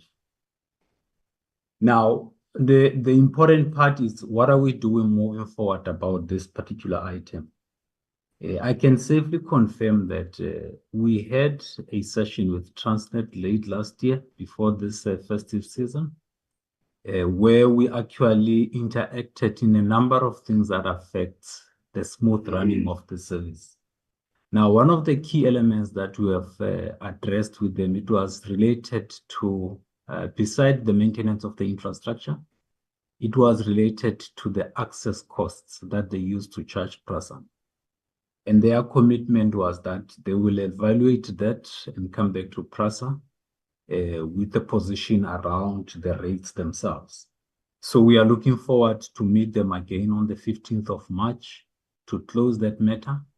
And I think what is important or interesting on their side is that they have now appointed an infrastructure manager that will solely look after the element of infrastructure.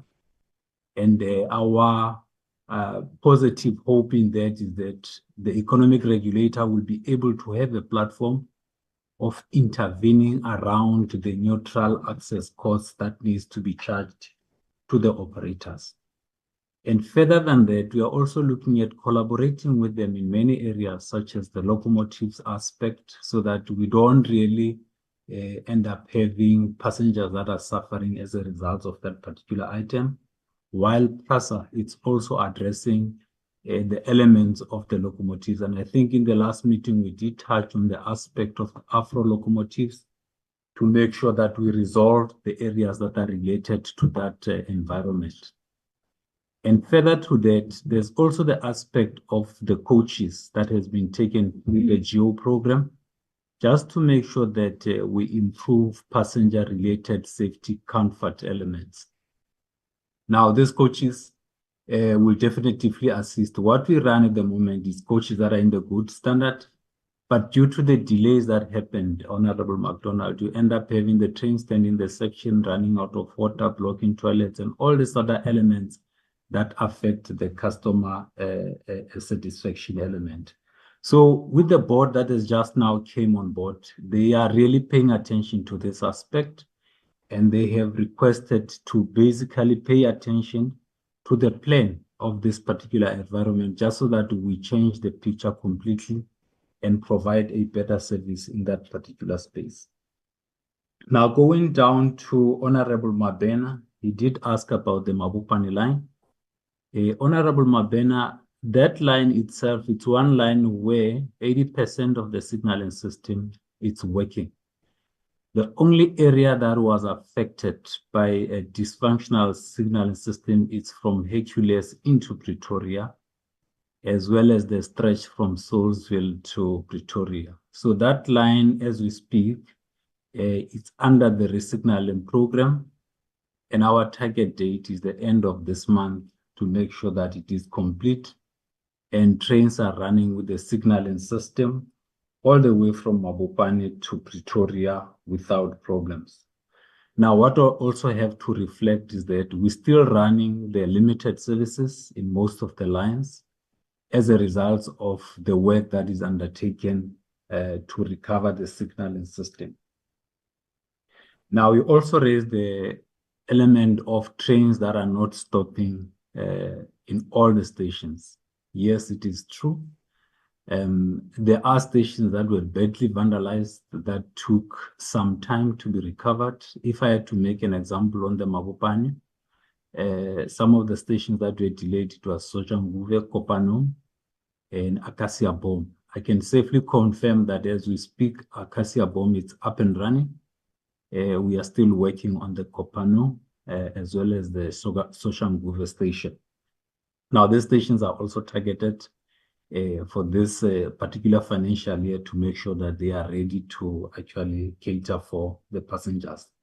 Not only that, and I think in areas like Leralla as well, we have the stations that are not operational. And in that line, what really affects them mostly, it is the element of platform heights in terms of the interface with the new fleet that we are running there. So there is a program that we have adopted as a business, which is the platform rectification program that went through various stages. And as we speak, some of those stations will be getting attention with the solution that we have around the risk of the height element. So it is getting the necessary attention. I'll just make sure that we confirm the timelines that are related to this program to close some of the stations. I can confirm that the area that was that is highly affected by this platform rectification risk, it's mostly Gauteng. If you go to other provinces like Western Cape and KZN, they are better off when it comes to the platform heights related matters. You also raised the concern that nothing is happening on the Kliptown line. I can confirm that the stations on the Kliptown line, they were attended.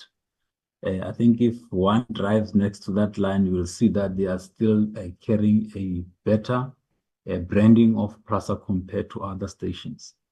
The only delay that we had there is two areas. We had floods that affected us between Midway and Lens. I mean, if you go to that area, the rails are flying somewhere in the air because of that floods that affected Soweto specifically. But the plan that we have is to turn the trains around at Midway in the meantime, while we are busy dealing with that particular aspect. I can report that some of the delays that we had in that line were related to the material that has been held at the harbor as a result of problems that we have experienced there. Now, they have affected the lines like this one, which is the Midway line, the Roodepoort line, as well as Kwesini line. Now, Honorable Sitole said that probably he has not picked up anything on that line. Kwesini has been really under attention in terms of the construction. There's quite a lot of progress that has been made on that line. It is also affected by the delays of the overhead cable that was delayed as well. Now, in relation to the security element, and I think what PRASA did, it's that we have approached the lines that are earmarked for recovery, just to make sure that we don't lose everything completely. Now, Pollard Park, it's one of those stations. If you look at that line specifically, we are busy with the bridge at Boksbeek to actually support the running of Davidton as well as the Springs line. So it is important that we protect the list that is left there, because what tends to happen is if we don't have security at all, then they take everything that is there. For example, on that line of Davidton, now as we speak, we have lost almost 80 kilometers of the rails that were stolen. So we cannot really afford to lose everything that we have assessed and determined that we are going to need this material to close the gap that we need to do this. So that's why you will see the security in some of the lines where trains are not running, just to make sure that we protect the list that is left in those stations. Taking the last one from Honorable Ramadwa. In terms of the passenger numbers, yes, there has been a great improvement. Last financial year, we closed with 16.5 million passengers that we have transported. Now, as we speak, after January, we have transported around 29 million passengers. And we are projecting to close this financial year with around 35 million, which is a great improvement, I must say. It's a good progress that we see around the passengers. And this is mostly contributed by the rollout of the new trains, EMUs, that we are actually rolling out in all the lines that we are recovering. And I can see that, and we can see as a business that there's a good turnout of the passengers based on those initiatives. So there are interventions that we are driving as a business to make sure that we improve the passenger numbers. For example, we have run the discounts since November of off-peak services, where we actually charge the 50% discount of the prices. We are introducing the services on Saturdays, just to make sure that we attract as much people as possible into the system. So there's quite a lot of interventions that PRASA is driving to actually improve in this particular aspect. I think I will end there for now, Honorable Lesome, unless if there's anything that I've missed out, and I think we'll make a follow-up with it. Thanks a lot for the opportunity. No, thank you very much. Thank you very much. The rest will follow in writing, and I will encourage members that we do follow-ups in writing so that we can get the written submissions. Because at 12 o'clock we should have that done with PRASA. CFO now has to come. The CFO, are we all covered, PRASA? Silence, Miss Golden. That's fine. We're Sorry, good Chair. then. Who's chair Sorry, now? Chair, Mr. Alexander, yes. Yes, Come in. sorry, Chair. I've got the HCM, CHCO on HCM here, and she can talk to Zivese and consequence management, etc. Chair, if you allow. In 3 minutes' time, please. Thank you very much, Chair. Good afternoon, honorable members. It's going to be less than 3 minutes. Chair, just to a quick update on the issue of Zivese that was just raised.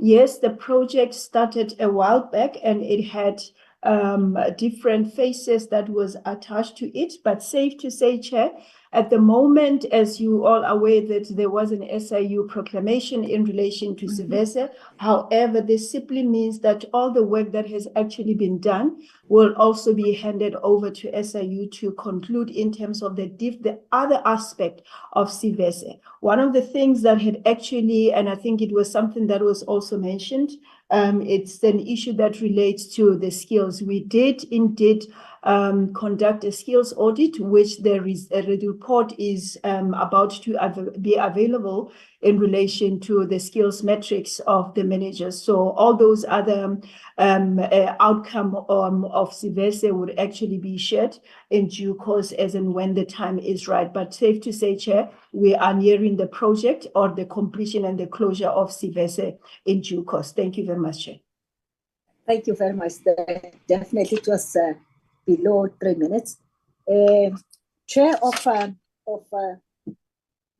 of audit were done now. And I can see there are no other hands because I've made a plea that the rest, if possible, we can deal with them in writing. And I'm sure our advocate as well as our Dr. Ngezi will ensure that pick up issues where we think that they need still to give us more information, in particular those ones which need numbers, which they didn't respond to. They made that undertaking. And the turnaround time of those written responses still applies within 7 working days. Other than that, let's agree, honorable members, that PRASA is one of the important entities in ensuring that we provide service mobility for our poor and the working class, as well as that the SIU report will be on our dashboard and the progress and the turnaround thereof, and also any conclusion of those matters. And I'm sure that Chair of Audit, you will also finish us with those cases that would have referred to PRASA, so that moving forward, we will be able, what are we expecting to see from SIU, and also the money that are involved in those matters.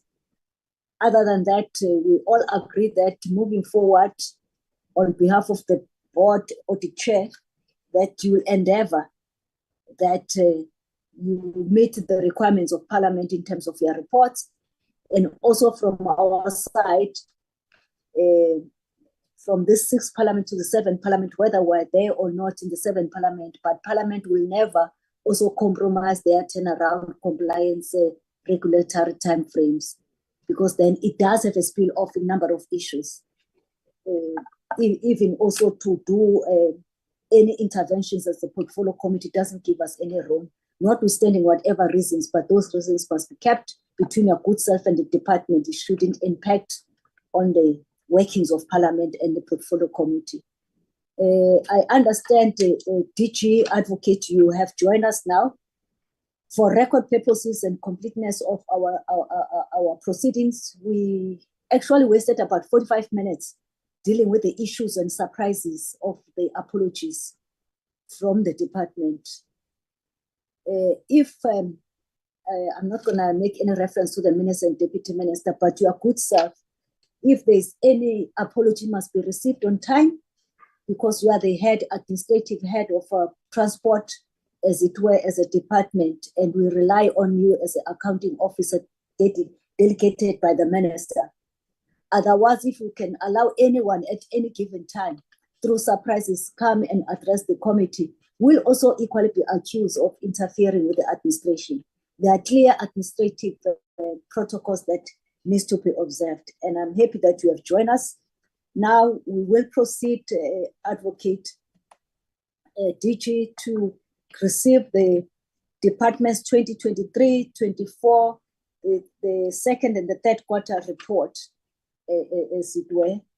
Please give us the downsides of your performance and the highlights and why you feel that here you have performed, but also when you are dealing with the financials, you might have achieved their objective in terms of expenditure, but also you must quantify the value add and the end user of the product that you are providing, that yes, indeed, you are comfortable in those issues of the senior management appointment and other related matters that we would have raised in our previous meetings and also raised by the AG for your good self to improve on. Over to you, DG. Before you come in, 1 second, may I then, PRASA team, it is advisable that one of yourself do stay on the platform. Probably what the department is going to present to us might often interest to you, but you are equally free to leave the platform so that we can deal with the business of the day other than being held here. But thank you very much, and we'll see you when we are dealing with your reports once more. But also take note that that's the reason why SCOPA calls you every day, because the improvement is coming very slowly. With us, whether you are new or old in the department, we would like to get any improvement so that there's a lesser traffic to SCOPA. With that, thank you very much, ladies and gentlemen from PRASA. Have a good one. Thank you, Chair, for the opportunity. Colleagues. Thank you. Bye-bye. DG, over to you, Advocate. Yes, Chair. Good day to you, Chair, and honorable members. I think we would just like to start off by indicating that we are here. What has happened here? Have I got disconnected? Chair, I'm not sure if I'm still audible. Yes, you are quite audible, DG. Yes. So we apologize, but I think we were always intending to attend PCOT, but we actually all are here in Parliament, and we are being pulled between SCOPA and the committee. But otherwise, we are appreciating, Chair, that you've given us a chance. I don't think there is a lot of notes I want to make to preface the third quarter report, but I think an effort has been made to make it in a comparative in order to make it easier for the committee to see where we are with the expenditure. I am afraid that in terms of the detail of the value add and what the end user would have got, that probably would be regarded as work in progress in this regard going forward. And I think it's one of those things that we would have to learn from and probably find further information to demonstrate. But from where I sit, I think one does have concerns that the pattern of the quality of expenditure, given where we are in the financial year, has not significantly moved. And the interventions we are doing in the department to deal with this. In the main, you will not find concern with the transfers. In other words, monies that we use that are conditional grants that we give to provinces. But the department's own ability to spend its own money, what we call goods and services money, is of concern. And it's a matter that I think the CFO might allude to what interventions we are making. So Without much ado, Chair, I would like to give the CFO the opportunity to present, and I'm not sure if the performance side is required, and if so, I think Mr. Ramansi would also be here, and then we can engage with the substantive elements of the report, Chair, going forward. I note the Chair's comments about senior management's appointments. I'm not sure I have the right detail, but yet again, it's one of the areas, Chair, that I think we're quite ready to request that we file that information in the required detail and format within a directed time on your part. So, Chair, maybe I stop there with the comments and request that we make the presentation. Thank you.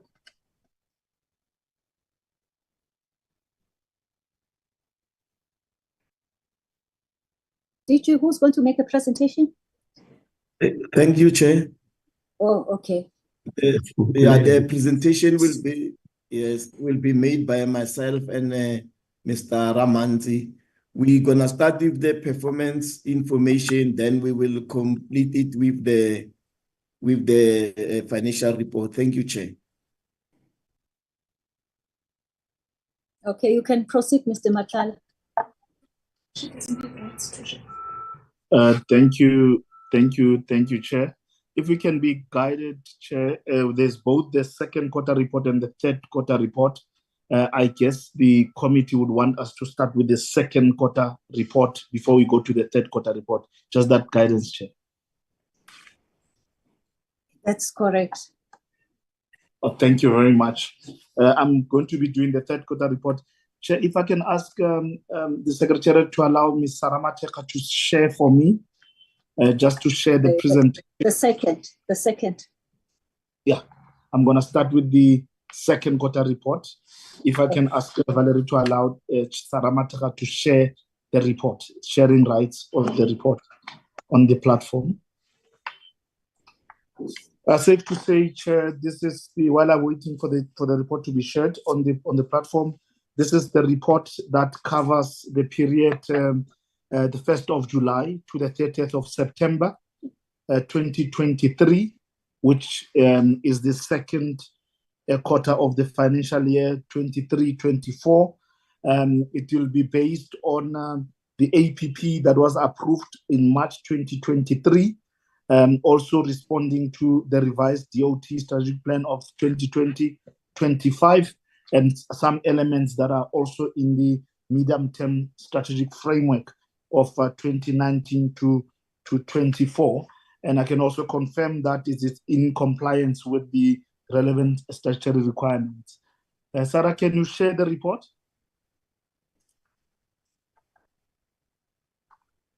I still don't have rights to share, Mr. Ramansi. Yeah, you can share now. You can share now. Thank you. If we can also go straight to slide number 4.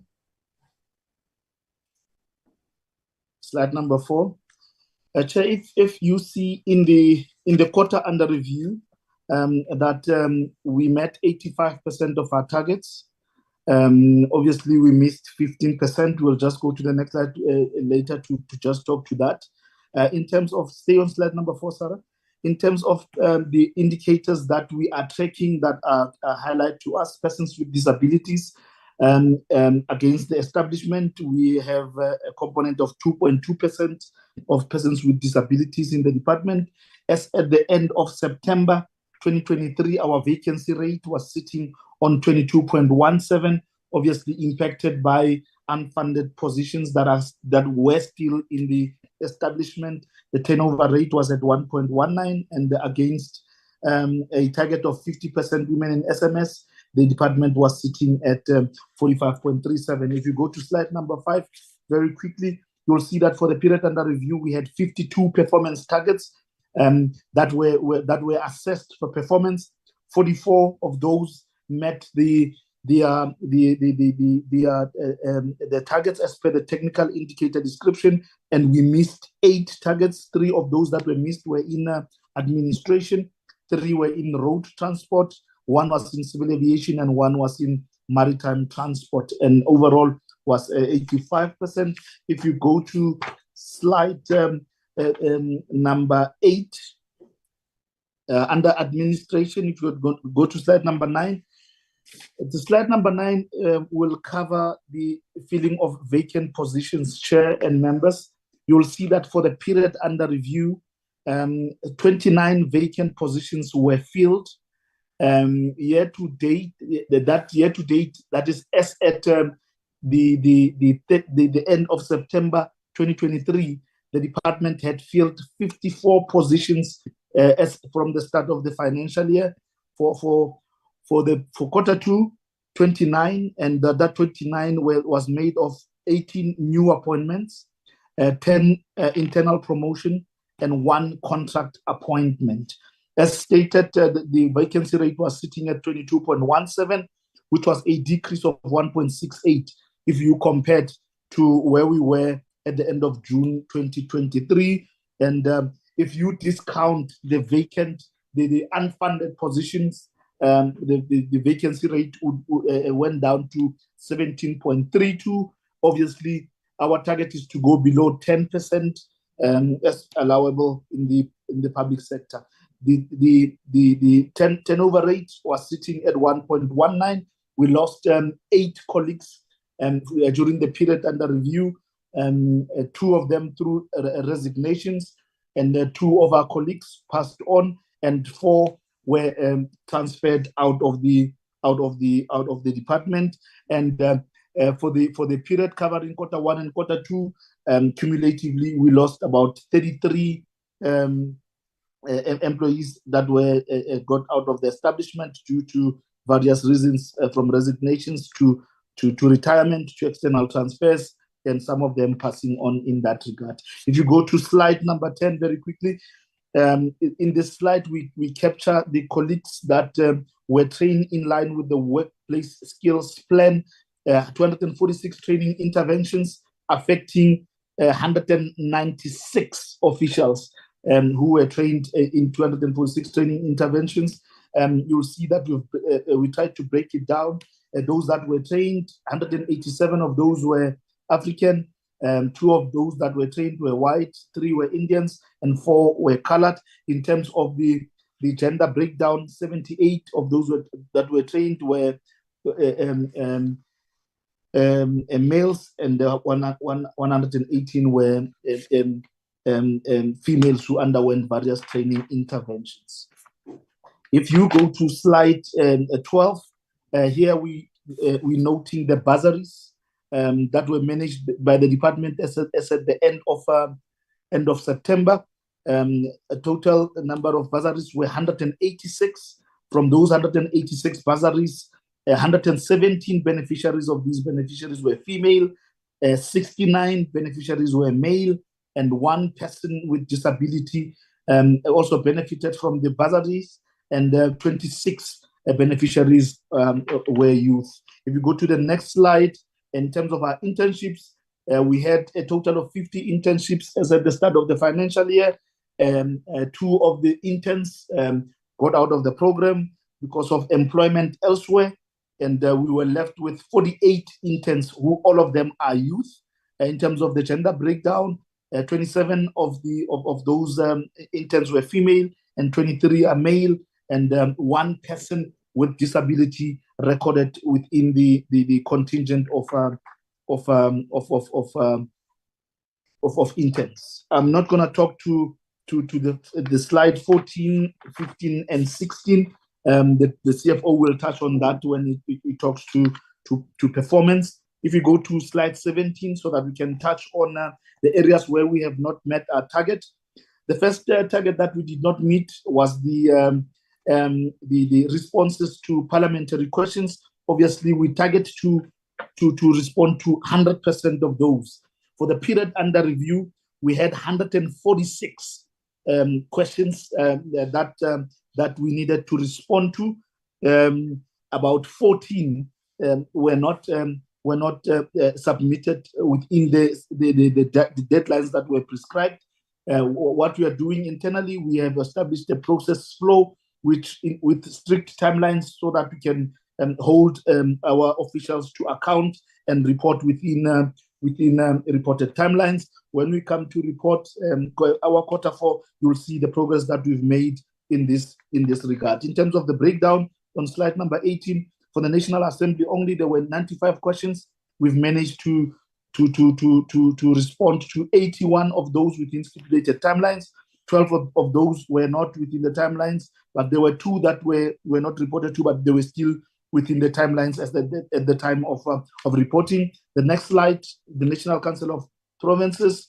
There were 51 questions coming out of NCOP. 49 of those were answered but not within the stipulated timelines. And the next slide is the DOT annual report, which was not submitted to Parliament for tabling on time due to the extension that was permitted for the audit process. We ended up tabling the annual report in November 2023. If you go to slide 21, is the 30-day payment requirement.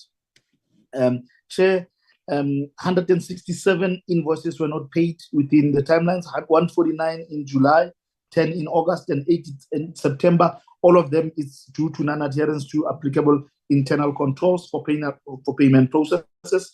We are working hard to rectify this particular discretion. Staff in the department were sensitized of the importance of submitting invoices as quick as possible for payment, and all late payments must be accommodated by motivational letter with the reasons for late payment approved by the respective relevant DDGs. In terms of corrective measures, letters were issued to respective DDGs to indicate what corrective measures were taken against the responsible officials who led to that. If you go to the next program, we'll start on slide 23, covering the Just Transition Plan. At the end of September, the gap analysis report was developed as targeted. In terms of the carbon emission transition plan, during the pre-tender review, awareness campaigns on the framework for electric vehicles were conducted in 3 provinces, Limpopo, Mpumalanga, and Gauteng. If you go to slide 24, in terms of the TER draft regulations and rules for the Transport Economic Regulator were finalized as was targeted, and the regulations were workshopped with the steer committee, the post regulator, the IREC, National Treasury, and Operation Vulindlela. If we go to rail transport, if you can go straight to slide 28, the National Rail Bill, the draft of the bill was revised based on the preliminary legal opinion received from the state law advisor, and afterwards it was submitted to the DPME for the CS certification. Slide 29, the PSP framework, the implementation plan was developed as targeted, and the preliminary metrics of the high-speed rail corridor prioritization was developed as targeted. Slide 30, commuter train manufacturing master plan. The business case was developed as targeted, and the scope of work for that business case was consulted with the DTIC and PRASA, and the final scope of work was agreed to with the 2 stakeholders. If you go to road transport, we're going to go straight to slide 34. I'm just taking the key highlights. Number of provinces achieving classification of road traffic policing as a 7-day, 24-hour job. You'll see that 5 provinces have approved implementation of the 24/7 shift system. Gauteng, KwaZulu-Natal, Limpopo, Mpumalanga, and the Western Cape.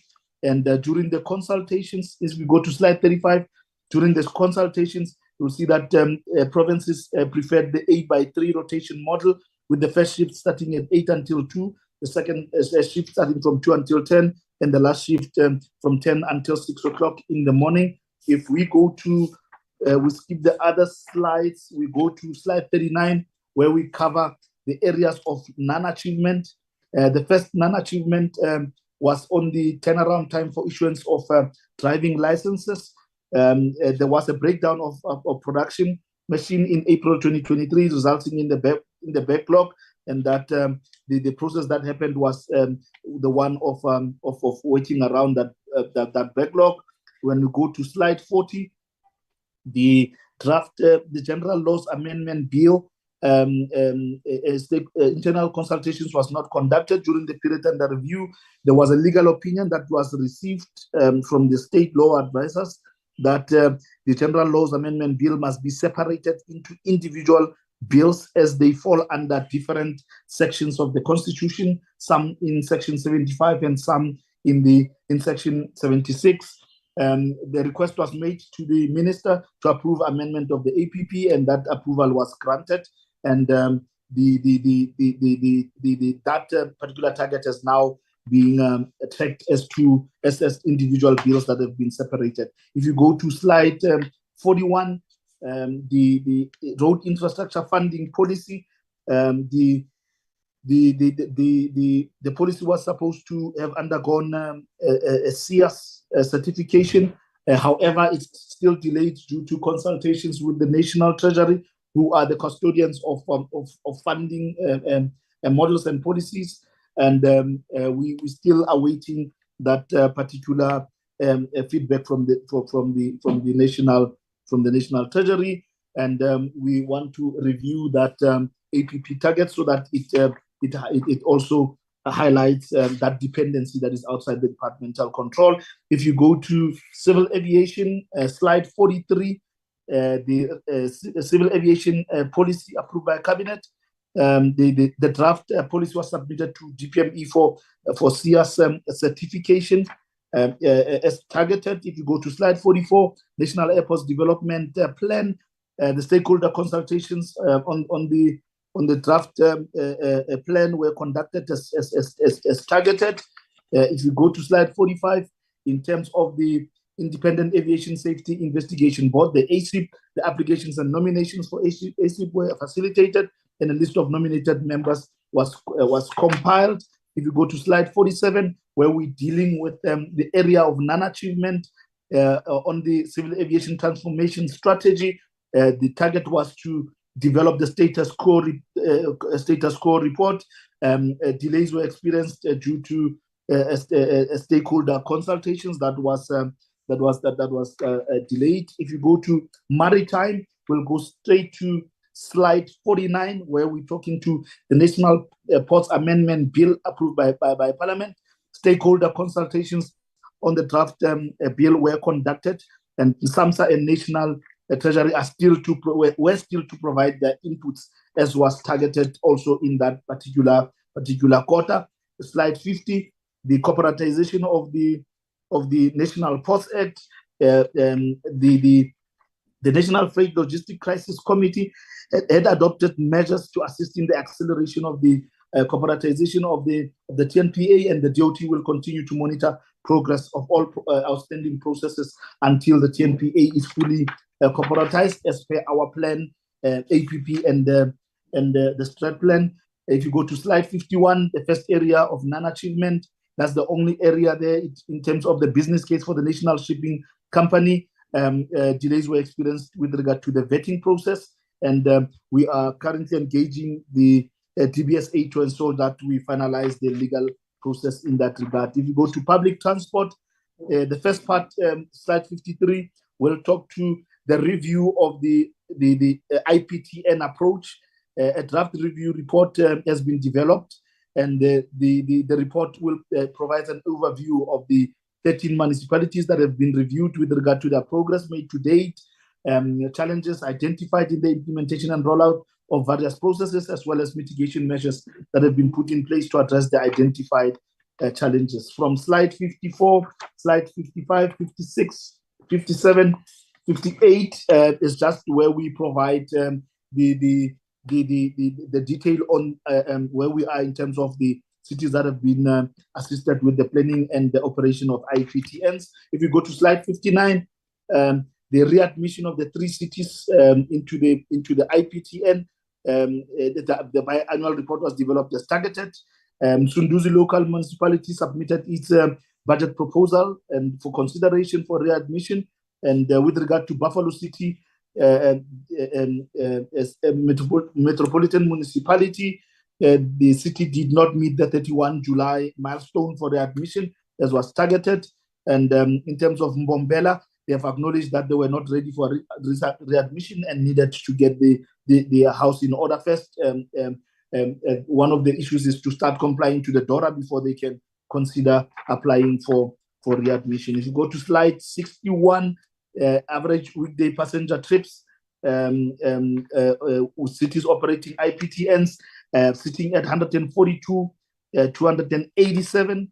You'll see that these are the figures for city of Cape Town, Johannesburg, George Municipality, Tshwane, Ekurhuleni, continued in the next page, Nelson Mandela, Polokwane, and Rustenburg, all of them averaging 142, 287 as at the end of September 2023. If you go to slide 67, public transport subsidy policy, the draft policy was submitted to the SPCHD cluster, and the policy has been processed for submission to cabinet as at the end of September 2023. If you go to slide 68, public transport funding model, further stakeholder consultations on the updated public transport funding model were conducted, and the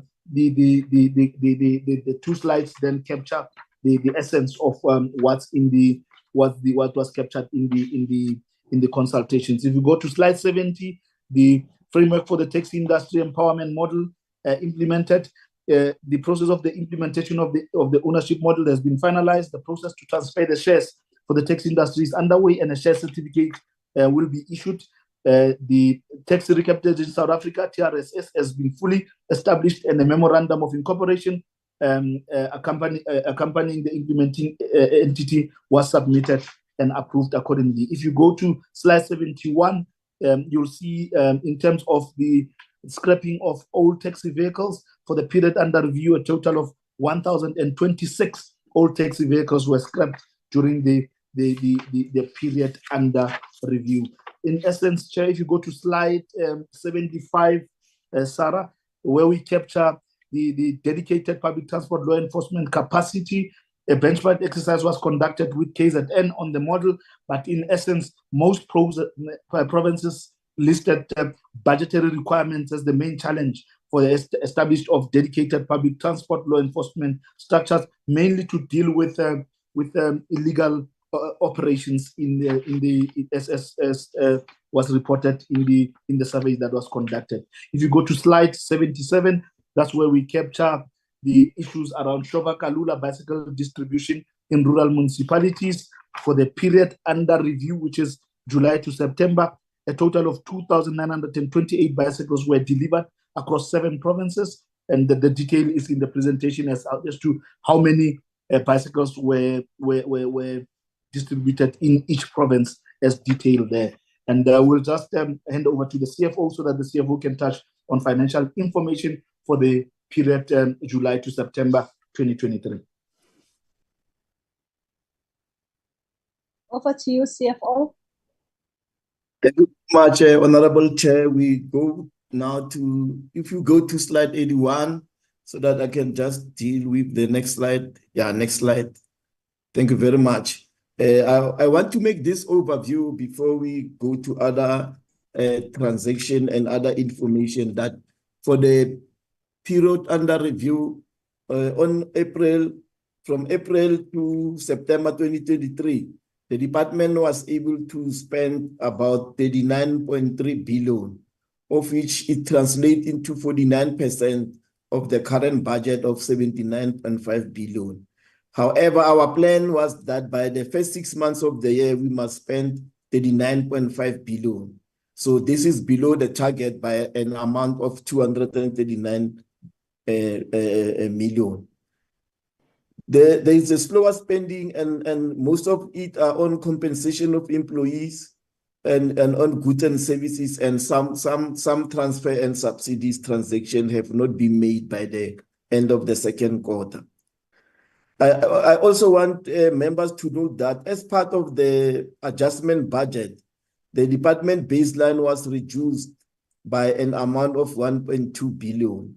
And this 1.2 billion was reprioritized as follows: 550 million from the PRMG under the component of road maintenance component, and 600 million was taken from the public transport network grant.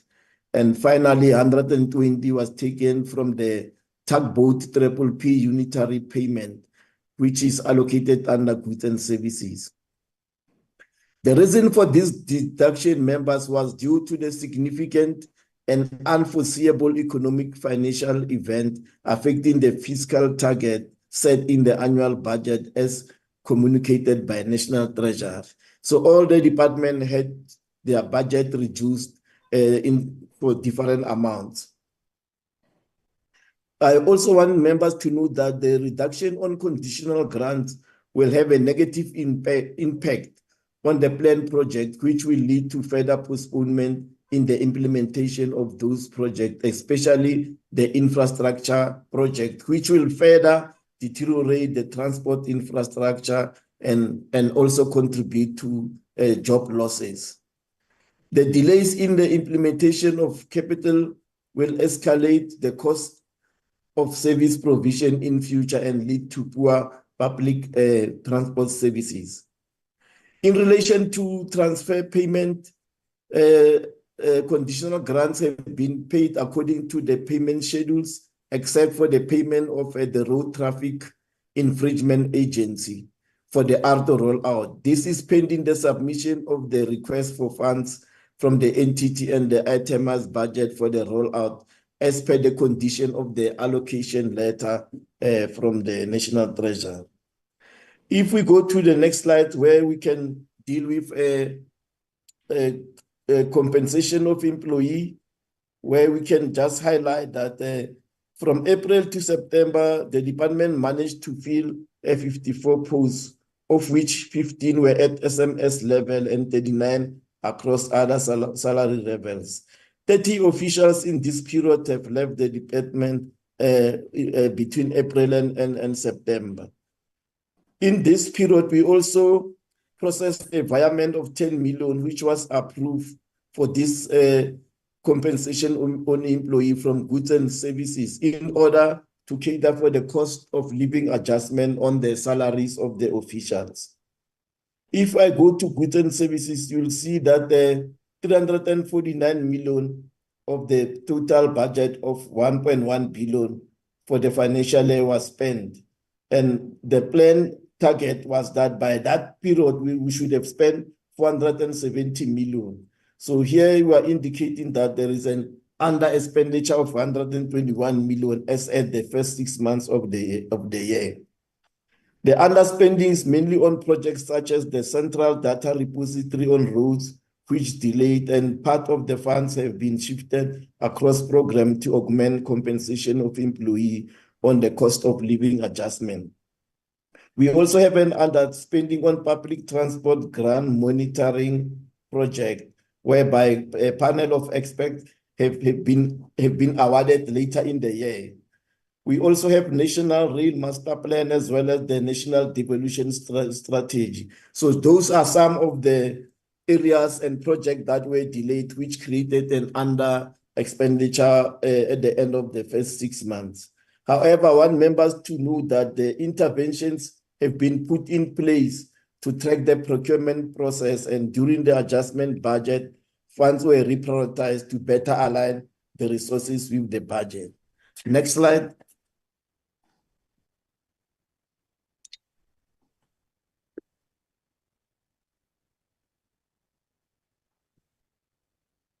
In terms of the previous slide, just go to the previous slide so that members, when I speak to this, yes, that's right, that's right.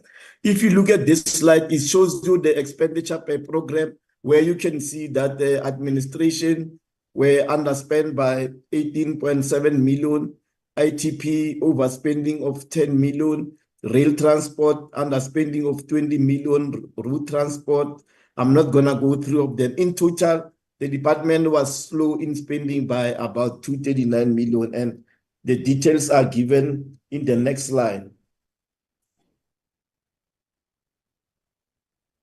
Next slide. Yes, in terms of at the branch administration, the slower spending of 18.7 million is mainly on projects such as the document management system, where it was still undergoing the bid process, and recommendation were made to appoint a service provider, and this will be concluded towards the end of the financial year. And then in terms of ITP, as you have seen in the previous slide, there's an indication of an overspending of 10.5 million under advertising, travel and subsistence, and venues and facilities. This was in relation to the BEE Charter Council, which was held in the previous financial year, but only paid in the current year. In the rail transport, the slow spending of about 20.5 million is between compensation of employees as well as projects such as the Housing Development Agency, which is in the process of reviewing the service level agreement before payment was gonna be initiated.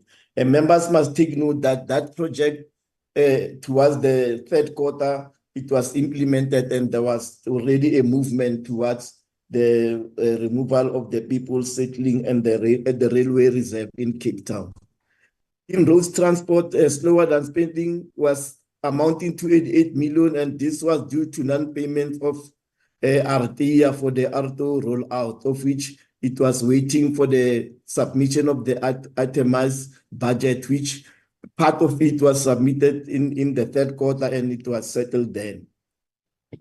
Civil aviation underspending there is 10 million, and is mainly on goods and services and transfers. The delayed spending on goods was due to the projects such as Regional Research and Rescue Conference, which will only incur expenditure later in the financial year, and contracts have been awarded to the National Aviation Transformation Strategy, which will incur expenditure towards the end of the financial year.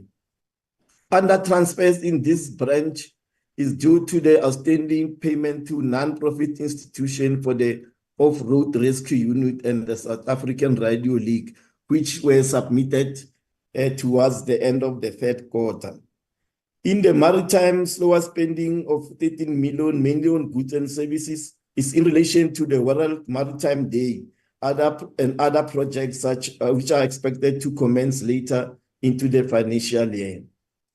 In the public transport, the slower spending is amounting to 99 million, mainly also on compensation and goods and services. And under goods and services, the delayed spending is projects such as the empowerment of small bus operators, which will only commence later in the financial year. Contracts for the panel of experts have also been awarded, and it will start to incur expenditure towards the end of the financial year. I also want to highlight that under transfers is also including the tax recapitalization program, which is demand-driven. However, by the end of the second quarter, 154 million is expected to be paid and will show in the next reporting month. The next slide is just showing the expenditure per economic classification, and I've already explained the reasons for the under expenditure and the management intervention plan that have indicated. The next slide is our transfers to the provinces as well as our public entities. Next slide.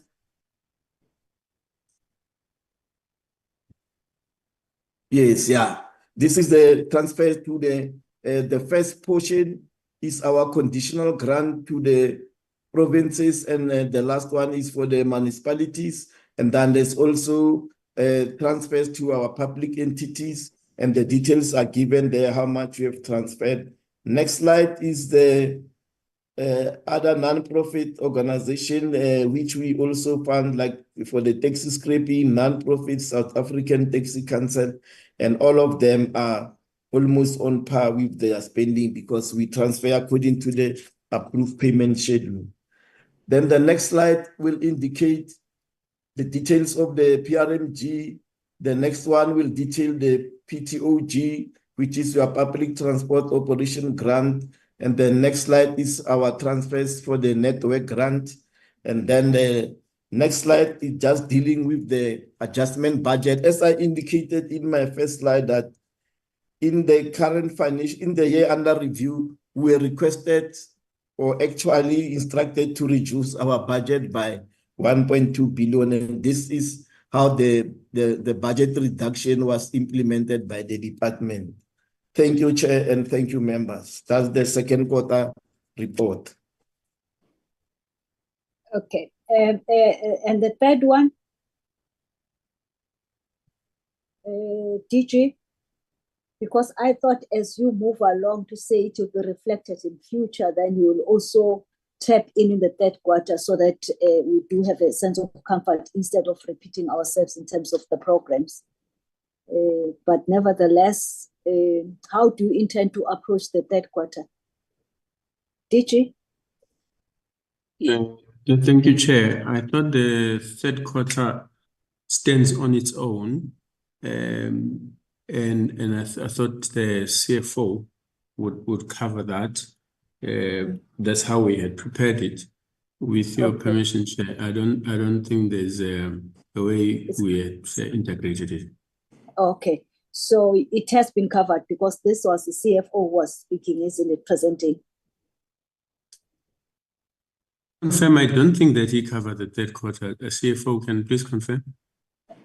You know, we didn't cover the third quarter. We can do it quickly. No. Yes. Let me request that you do that before the members engage, because they might ask questions in terms of underperformance, whereas in terms of the third quarter, there is improvement or a shift rather.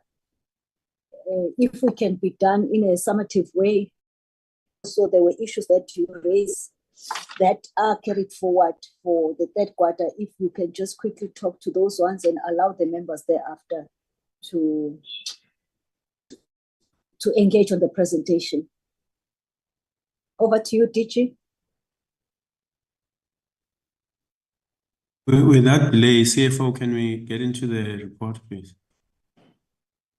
Thanks, DG. I will ask Sarah to share the third quarter report quickly, and we highlight the areas, then we can proceed in the same manner. We'll start with Mr. Ramanti, and I will make the conclusion of the financial report. Okay. Thank you. We'll just run quick, Chair, so that we don't, we're not going to be as detailed. We consider it as read. Sarah, if you can share. The report covers the period 1st of October to 31st of December, Chair. And obviously it responds to the APP and the strat plan and some elements of the MTS. If you can go straight to slide number 4, Sarah. Just to highlight the issue of the vacancy rate, you'll see that the vacancy rate has dropped to 15.75, mainly due to the fact that we employed, and also we have taken off the unfunded position of the establishment in terms of women in SMS. You still see that we're still sitting on 45.37. If you can go to the next slide quickly, Sarah. This next slide is in terms of the performance that was assessed for the period under review, and we had 62 targets. We met 52, 10 were not met, and we're performing at 84%. If you go quickly to administration, where we just showcase that in terms of slide number 9, the issues of compliance, the 24-25 APP in terms of its draft was submitted to the DPME. That's for just to meet the requirements of the framework. Slide number 10. The filling of vacancies. 24 vacant positions were filled between October and December 2023, taking the year to date to 78 positions filled since April 2023. 14 of those were new appointments, 8 were internal promotions, and 2 were transfers into the department. The vacancy rate, we've already talked to that, and the turnover rate was sitting at 1.56. If we can go to the second branch, if you can go to slide number number 17, Sarah, where we just showcased that the freight migration plan was approved. This is in line with our target of moving 10% of rail-friendly cargo from road to rail. The freight migration plan was approved. If you go to rail transport, slide 19, the National Rail Bill, the CS certificate has been issued. You'll remember that we had submitted it, but the CS certificate has now been issued. Slide 20, the high-speed rail corridor framework has been approved by Cabinet. If you go to slide 12, the jobs created through the PRASA infrastructure programs, we detailed them there, that 5,100 jobs were created during the period under review, and we've just disaggregated it into youth, women, SMMEs, and persons with disabilities, as captured in the slide. If you go to slide 24, in terms of the rolling stock fleet renewal program, as at September, we had 186 train sets delivered. The latest figure has not come through, but PRASA talked to that in their report. The following slides capture the work that was presented by PRASA. If you go straight to slide 34, with regard to the areas where we have not met our target, the PSP framework approved by Cabinet, the biannual report on the rolling stock fleet. We are being tough on ourselves, Chair. We are gunning for a clean audit. So in terms of audit, we are required to have met certain internal issues. So if those are not met, the performance is not provided. On those technical non-achievement, Chair, if we correct ourselves internally, our performance will go to over 92%. If you go to slide road transport, you can still go to slide 38. You'll see that in the previous quarter, we had stated that the general loss was separated into individual bills. A CBRTA bill, slide 39 will be the rough bill, and that's how we're going to be. In slide 40, that's how they're going to be disaggregated. If you go to slide 43, where we report the National Pothole Repair Program, Vala Zonke, it is noted that dedicated funds needs to be provided for the interventions to succeed. The turnaround time of 14 days is hampered by unreliable reporting on the Vala Zonke app, and it is proposed that the National Treasury approve that road authorities be compelled to use the app through the DORA framework conditions. In terms of slide 44, the Welisizwe Rural Bridges Program, the report as at the end of September will showcase that at that time only 8 bridges were under construction in Mpumalanga and Northwest, and it is estimated that 36 bridges will be completed by end of January. As that information comes, we will come back to report. If you go to slide 45, 46 and 47, as the jobs created through the Central Road Maintenance Program, 17,961 jobs reported in terms of full-time equivalents, persons with disabilities 149, and 7,965 on slide 45, Sarah, which is the youth complement. With regard to provincial road maintenance program, over 128,000 work opportunities were created, and they have been disaggregated as in the slide. And with regard to the Welisizwe Rural Bridges Program, about 320 jobs were created. In terms of the rehabilitation of flood damage infrastructure, slide 48, you'll see that in KZN, positive progress was reported with the completion of projects including the B999A Mhlali River Bridge to northbound, B810 Louis Botha Overpass, Mhlanga River Bridge, B3018 ramp, M45 Queen Nandi to N2 South over Umhlangane River, and Amco Culvert on N3 ramp to at Peaceville Interchange. In the Eastern Cape, repairs were completed on 75 roads valued at 82.1 million. Of these, 19 roads were repaired through in-house teams valued at 5.2 million. In the Northwest, the province is implementing projects from the backlog of funds received in 22-23 of 111 million in terms of declared disasters. If you go to slide 51, areas where we did not meet our target, road funding policy. This is the issues with inputs that still needs to come from the National Treasury. If you go to civil aviation, slide 53, the National Civil Aviation Policy has now been submitted to the S8 cluster and the JCPS cluster as targeted.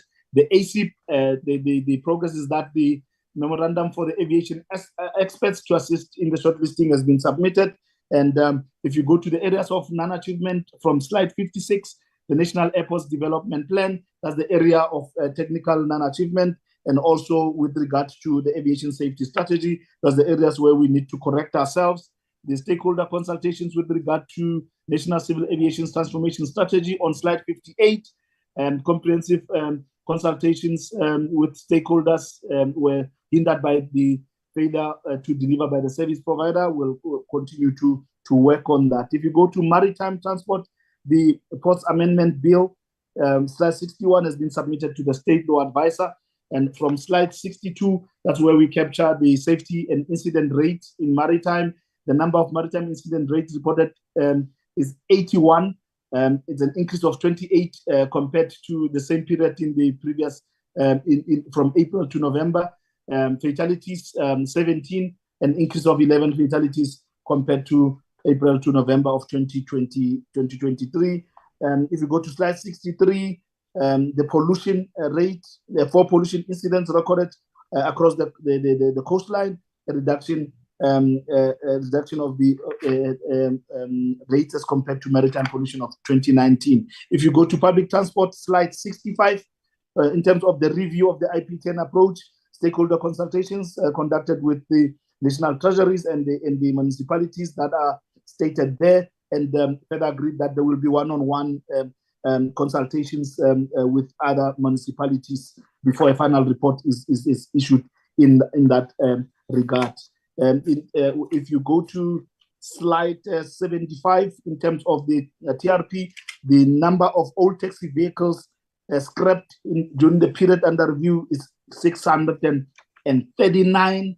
If you go to slide 77, Shova Kalula, a total of 2,025 bicycles, in addition to the 2,900 that was distributed in the previous quarter, as detailed there, and the province that where the bicycles were distributed are then highlighted there in slide 77. If you go to slide 78, 79 and 80, those are the areas of underachievements and the corrective measures that we are undertaking, including the steps that we are taking to address our internal controls pertaining to performance. This is the crux of what we have from the performance side. If you can move over to the financial side for the CFO side.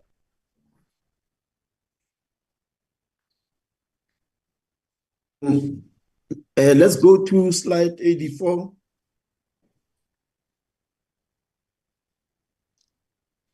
Thank you. Because some of the things will have repeated themselves in the overview, but if you can look at this slide, you can see that the branch administration is indicating for the 9 months an overspending of 44 million on goods and services, and this is also including payments of capital asset. There's overspending on goods and services as a result of payment for office accommodation, software licenses, and our communication campaigns.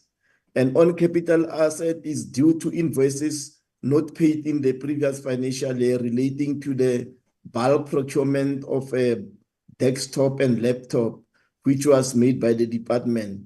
However, if you look at the overall budget of this program, it will not be overspending by the end of the financial year because funds will be shifted within the program. In the ITP, they are also overspending by about 9.2 million, which is contributing factor is in relation to the BE Charter Council project, as well as invoices from the previous financial year for the Sunwit Women Empowerment Conference, which was paid in the current financial year. Similarly, here funds will be shifted across the program to cover the potential overspending. However, in rail transport, there's a slower spending of about 20 million and is mainly on compensation and on goods and services. And the goods and services include projects such as the National Devolution Strategy, which has recently commenced the National Rail Master Plan, establishment of the rail economic regulator, where the service providers have been appointed, and payment to the successful service provider will be made as the progress is made in terms of the project. The expenditure is expected to improve in the last 2 months of the financial year. On the road transport, the slow spending is sitting at 61 million and mainly is due to funds withheld for the Joe Kabi district municipality under the Rural Route Asset Management. And this is mainly due to non-compliance and the outstanding transfer payment for Artia for the Arto rollout. On other goods and services, mainly due to the evaluation of the National Road Safety Strategy, which has been re-advertised, and the development of the Disaster Route Management Plan and the Road Transport Legislative Review, which service provider have just been appointed. The procurement process on the Program of Developments, Hamba Song and the Central Repository Project are in an advanced stage, and the service provider will be on board before the end of the financial year. In the civil aviation, the spending is slow by about only 5 million on goods and services and transfer to subsidies. On goods is as a result of projects such as the Regional Research and Rescue Conference, which took place in the month of November, and the expenditure is expected to reflect once the invoices has been submitted from the supplier and processed accordingly. It's also including the development of regulation permission for AXA and ATNS, which is awaiting the terms of reference, which also will be appointed before the end of the financial year. Under the transfers, the underspending on civil aviation is on the off-road rescue unit and the South African Radio League.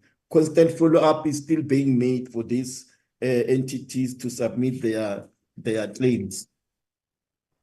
And if we look at the maritime transport, then the slower spending there is 15 million, which is mainly goods and services due to such projects as Djibouti high-level meeting and the dispersion workshop, which took place during the month of October and November.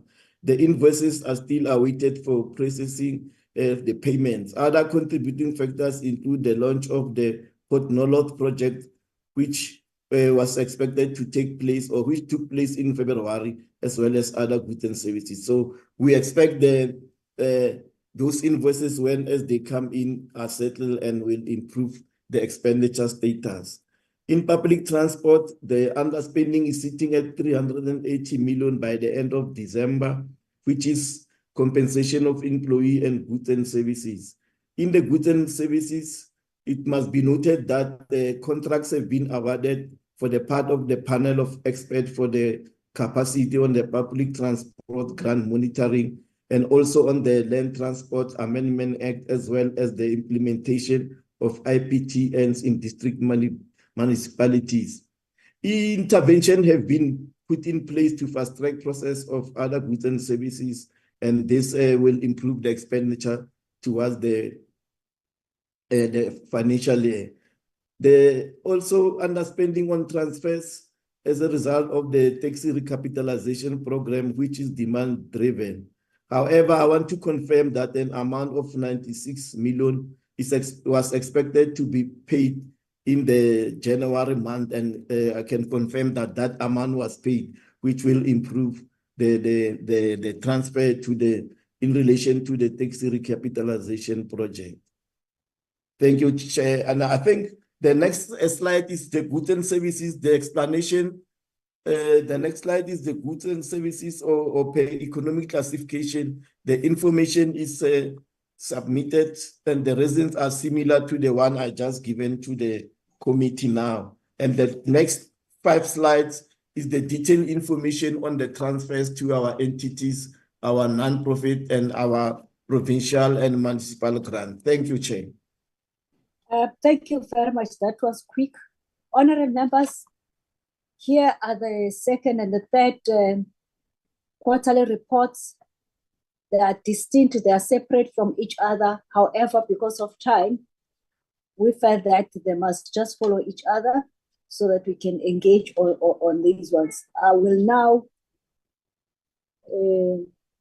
give members a chance to interact with the reports. And of course, there might be other issues that might need to be responded to in writing. Honorable members, I see no hand. And I know some of the members now, they are preparing for logging in for the sitting at 2. However, we must engage on this or say something, honorable members. I will be the last. Now I recognize Honorable Stole, followed by Honorable Mabena and other members that are attending physically. They are already in the basket indicated, like Honorable Ramato. Honorable Stole, over to you, John.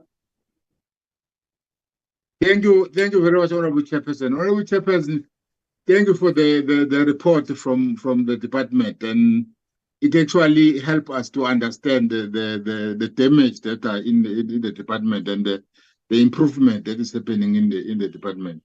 But my Honorable Chairperson, that I am trying to check, the underspending, which is 239 million. How does that happen? Because if they are doing their target and their planning, they have to know how to implement their planning and their target. But if you are talking about 239 million, how many houses can you build out of 239 million? How many employ and staff that you can employ? How many children that you can help in school when it comes to donations and sort?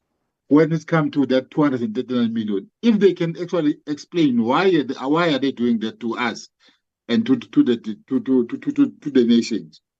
And the other Honorable Chairperson, if they can break down the issue of Sishovasonke, because that issue of Sishovasonke, if they can give us, or either not today, but if they can give us per district, per municipality, and per province, this Sishovasonke. Where are they? Where did they deliver those Sishovasonke bicycles? And then the last one, Honorable Chairperson, I'm worried about the department. If the department is not coordinating their programs with the entities which belong under the department, and it seems that whatever is happening at PRASA, what is happening in SAMSA and other entities, if they are not coordinated as the department is supposed to, I think that one, Honorable Chairperson, is going to kill the nation. Thank you very much, Honorable Chair. Thank you, Honorable Stole. Honorable Mabena. Then it will be me, then I'll give it to the DG, and then we summarize.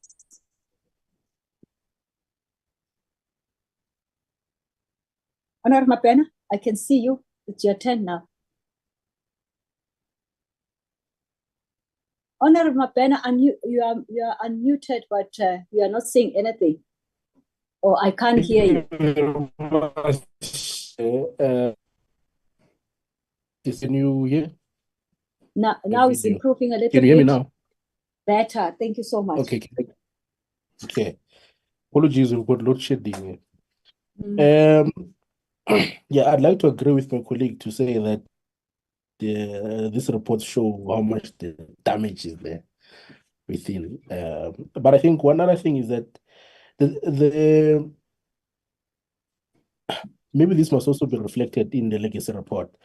The issue of the vacancy rate, you've got a 22% vacancy rate, and I think every time you present these reports, always lament on the same thing.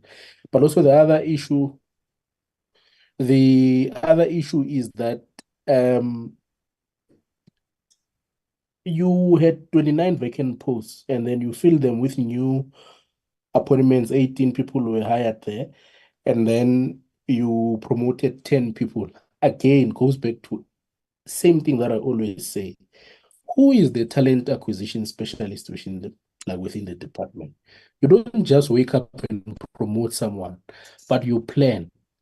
there must be someone who's working within human capital that looks at those things. But you've just promoted 10 people now, and you're going to report here and say that you filled 29 posts. But in actual fact, you've only filled 18 posts because 10 were internal movements within the department which you promoted. But those people that you've promoted, they left vacant positions. So it's like what usebenza njengenkukhu man, usebenzele move, you know. But if you've got a proper talent acquisition specialist who can plan properly to say, listen, we're going to fill these positions. So conduct interviews even for the positions that, like for the internal movements that you want to make within the department. Then this will deal with the issue of your high vacancy rate.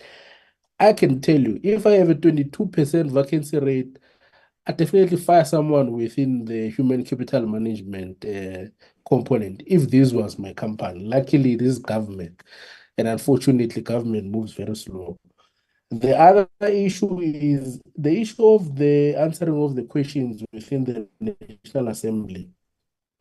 You said in the second quarter report that you received 95 questions, you answered 81, and then 12 of them were answered late. But you almost make a disclaimer there. You say that these questions were answered, but they were submitted late. No, you need to fix that.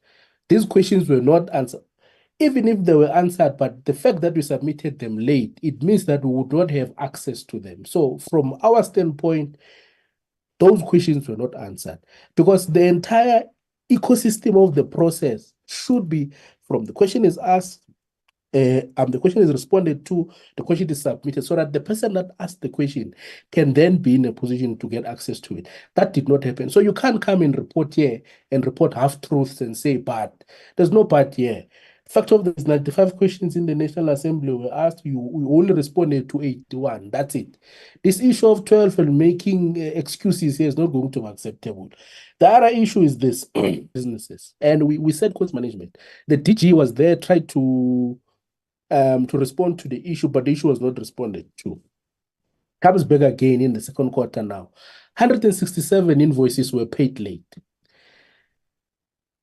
167 invoices were paid late. Now, if you go and read the corrective measures in your own report, it says the reason was that there was non-adherence to internal controls for payment processes. So someone there is just behaving like they are not adhering to internal controls for payment processes. And then you say, okay, you've identified the problem. What is the corrective measure? The only corrective measure they were saying that staff were sensitized on the importance. 167 invoices were not paid late. Now you go and sensitize staff. I mean, honestly, you are killing small businesses. You are killing entrepreneurship in this economy. And here you say that you have to comply. Cabinet has issued a directive, Treasury has issued a directive that you have to settle all invoices within the 30 days requirements. But not only that, 149 other invoices in July were also paid late. 10 in August, also paid late. 8 in September, also paid late. Even though these invoices which were paid late, they are gradually decreasing. But what we want to see is 0 invoices paid late. No invoice, no small business must suffer the indignity of shutting down after having rendered a service to a government department that is displaying gross amounts of incompetence and inefficiency, must shut down because someone in the department is failing to do their jobs. I think those issues must just be attended to. But as we say, you also say here you've got a freight migration plan, route to rail. You say that the intervention analysis report has been developed as targeted. That's fine. But we received the report now from PRASA before you. They're telling us that the infrastructure is not there. They're telling us that they're trying to recover corridors. one of the comments that we made, which they responded to, and they confirmed my suspicion, what I was saying, to say you've got a line. You say this line here is A, B, C, D, but a train will only move from A until to D. Between B and C, it doesn't stop. Now, how are you going to achieve that when we know that we don't have this rail infrastructure? Thank you very much, Chair. Thank you very much, Honorable Mabena. Then it's there's nobody else. From my side, DG, that I will urge the department shouldn't divorce itself from its entities in terms of the entity's performance. Notwithstanding that financially they account as a standalone, but it comes from their transfers. I would not necessarily go back to what one would have said earlier on. Two, on the issues of payment of service providers, are we saying that as transport, we have thrown that policy decision through the window of paying service providers within 30 days? And of course, having also scientifically checked and confirmed that the services has been provided. Have we checked how many people, as Honorable Stole was saying, how many people that close shops in terms of job opportunities that they would have given to other people? How many companies that get liquidated because of us as Department of Transport by not paying them on time? It's worse when you had some conferences or summit, and then you pay the service provider post the summit, but we have enjoyed the services of that service provider. Are we not economically killing those service providers? I'll call them service providers. I will request for the year under review. Can you give us in writing a project that had commenced in 2022-23 and we haven't paid the service providers, and those ones that we have paid, so that we can do also comparisons? How do you choose those companies? Which one do you pay and you don't pay? Equally goes to the summit and the workshops that we would have held.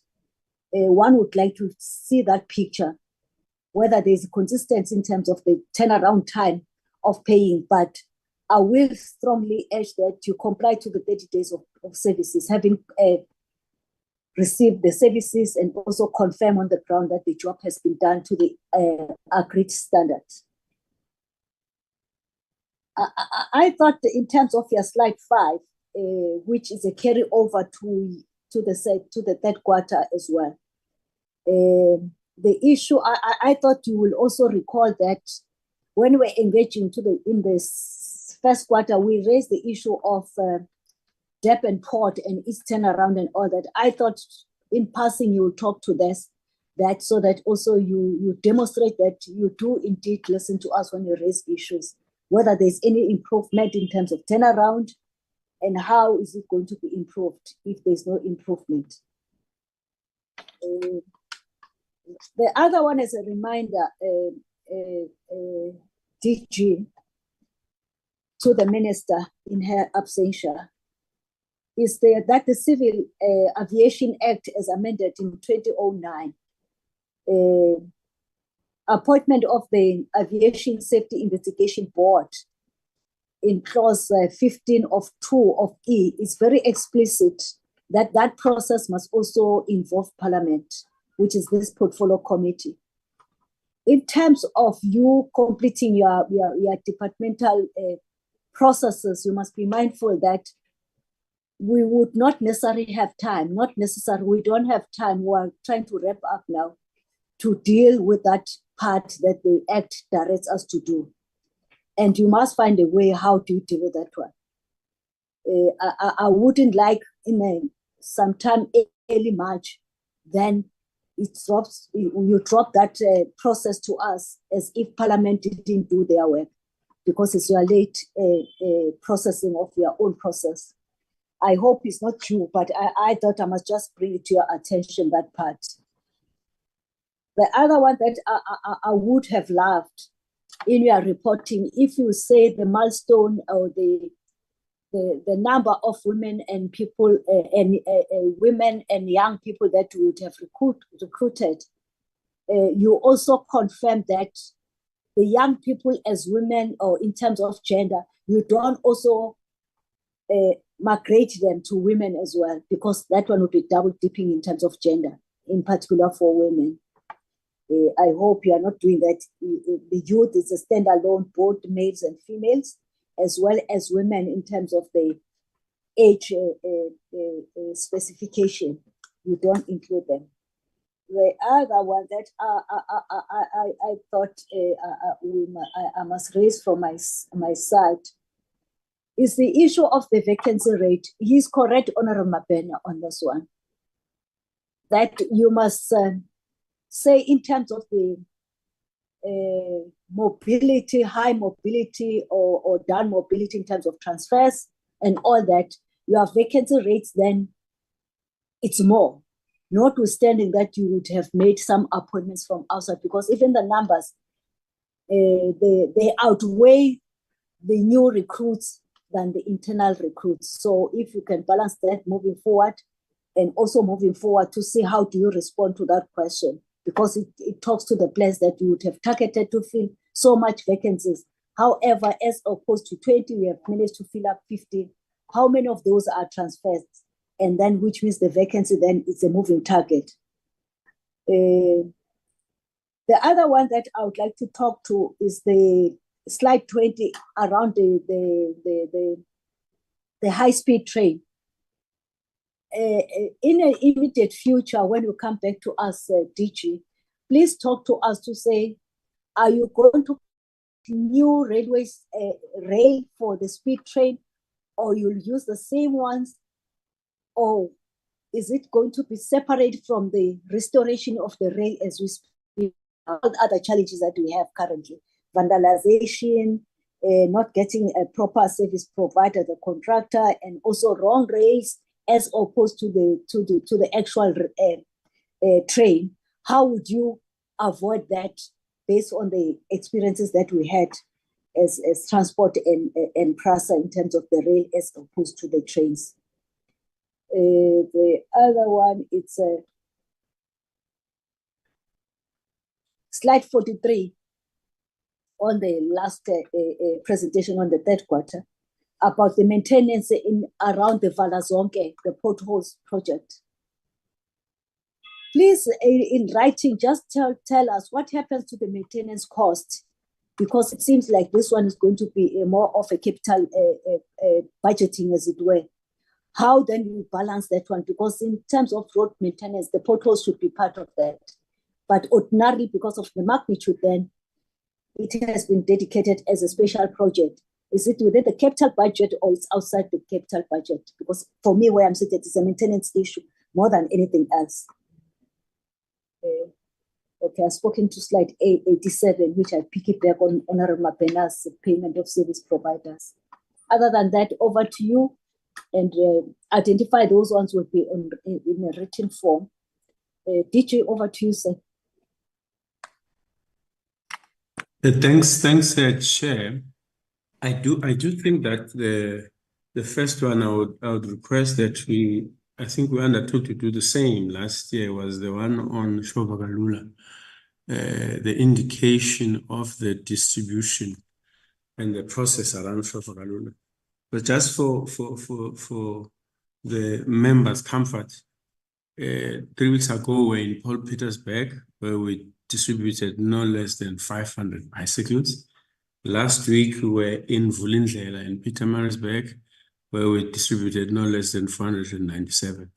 But I think, Chair, it would be helpful to then be allowed to file a report that will give a district by district breakdown. I would request that the CFO revisits the answer and just talks to the question of the 239 million, because I thought there was an explanation. We might need also in writing, Chair, to just share how the coordination with entities is done, because I think the sentiment that there's no coordination, might require that we revisit that and that we present it a bit better.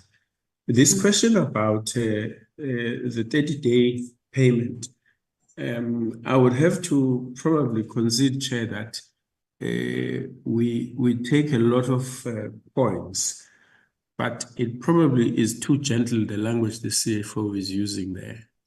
The progress we are seeing in the decline of the number of invoices, and while I agree that we should be aiming for 100%, is not because we're sensitizing each other. No, we're actually in a admin process where program managers are being held to account. And if you recall, Chair, we once made a report here which didn't go well with the members. They said, your reason is that the delegated officials were not there to sign the invoices. What does that mean? So there's a thoroughgoing process that is being driven by the DG himself through the program managers, where we're wanting to hold each other accountable to a point where I can say without certainty that we now know where the problem of the non-payment is, which programs it is, which managers it is. And at the right point, we will file consequence management reports upon your thing. So I think we're really acting there. There are technical instances sometimes when it becomes difficult to pay because there's a dispute, but generally a lot of these invoices are payable. So, Chair, I think we'll just want to say that I note the future requirements, Chair, that you're referring to on the breakdown of the report, so that young people versus women are broken down, and then the high-speed rail report. I would think at this point, Chair, maybe it's just that element of the 239 CFO that we need to clarify. And then I also note the issue of the vacancy rate. And I would think that maybe it would be better, Chair, if I'm allowed to restate it, because frankly, where we sit, those are not the numbers. But also I noted what the honourable member was saying in terms of the promotion of people internally and externally. I wouldn't want to try and answer it now. I think we need to restate the matter on a future so that it is better understood. Chair, with your permission, CFO, I think can just talk to the figure that was raised by honourable members. Thank you.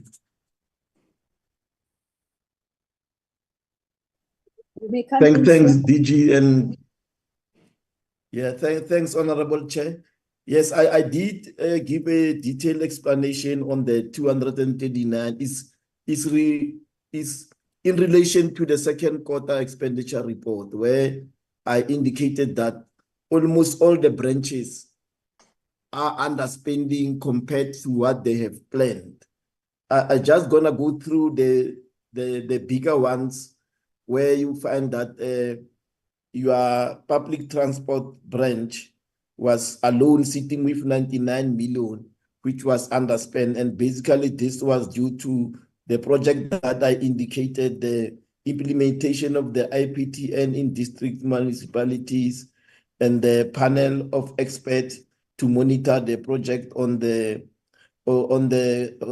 contracts and the small bus operators empowerment project. Those were some of the things that have not yet happened at the end of the second quarter in program 7 public transport.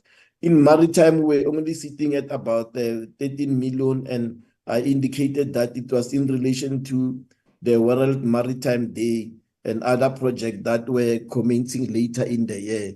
And civil aviation was sitting with an amount of 10 million, which was in relation to search and rescue conference, which was also going to be hosted later in the year.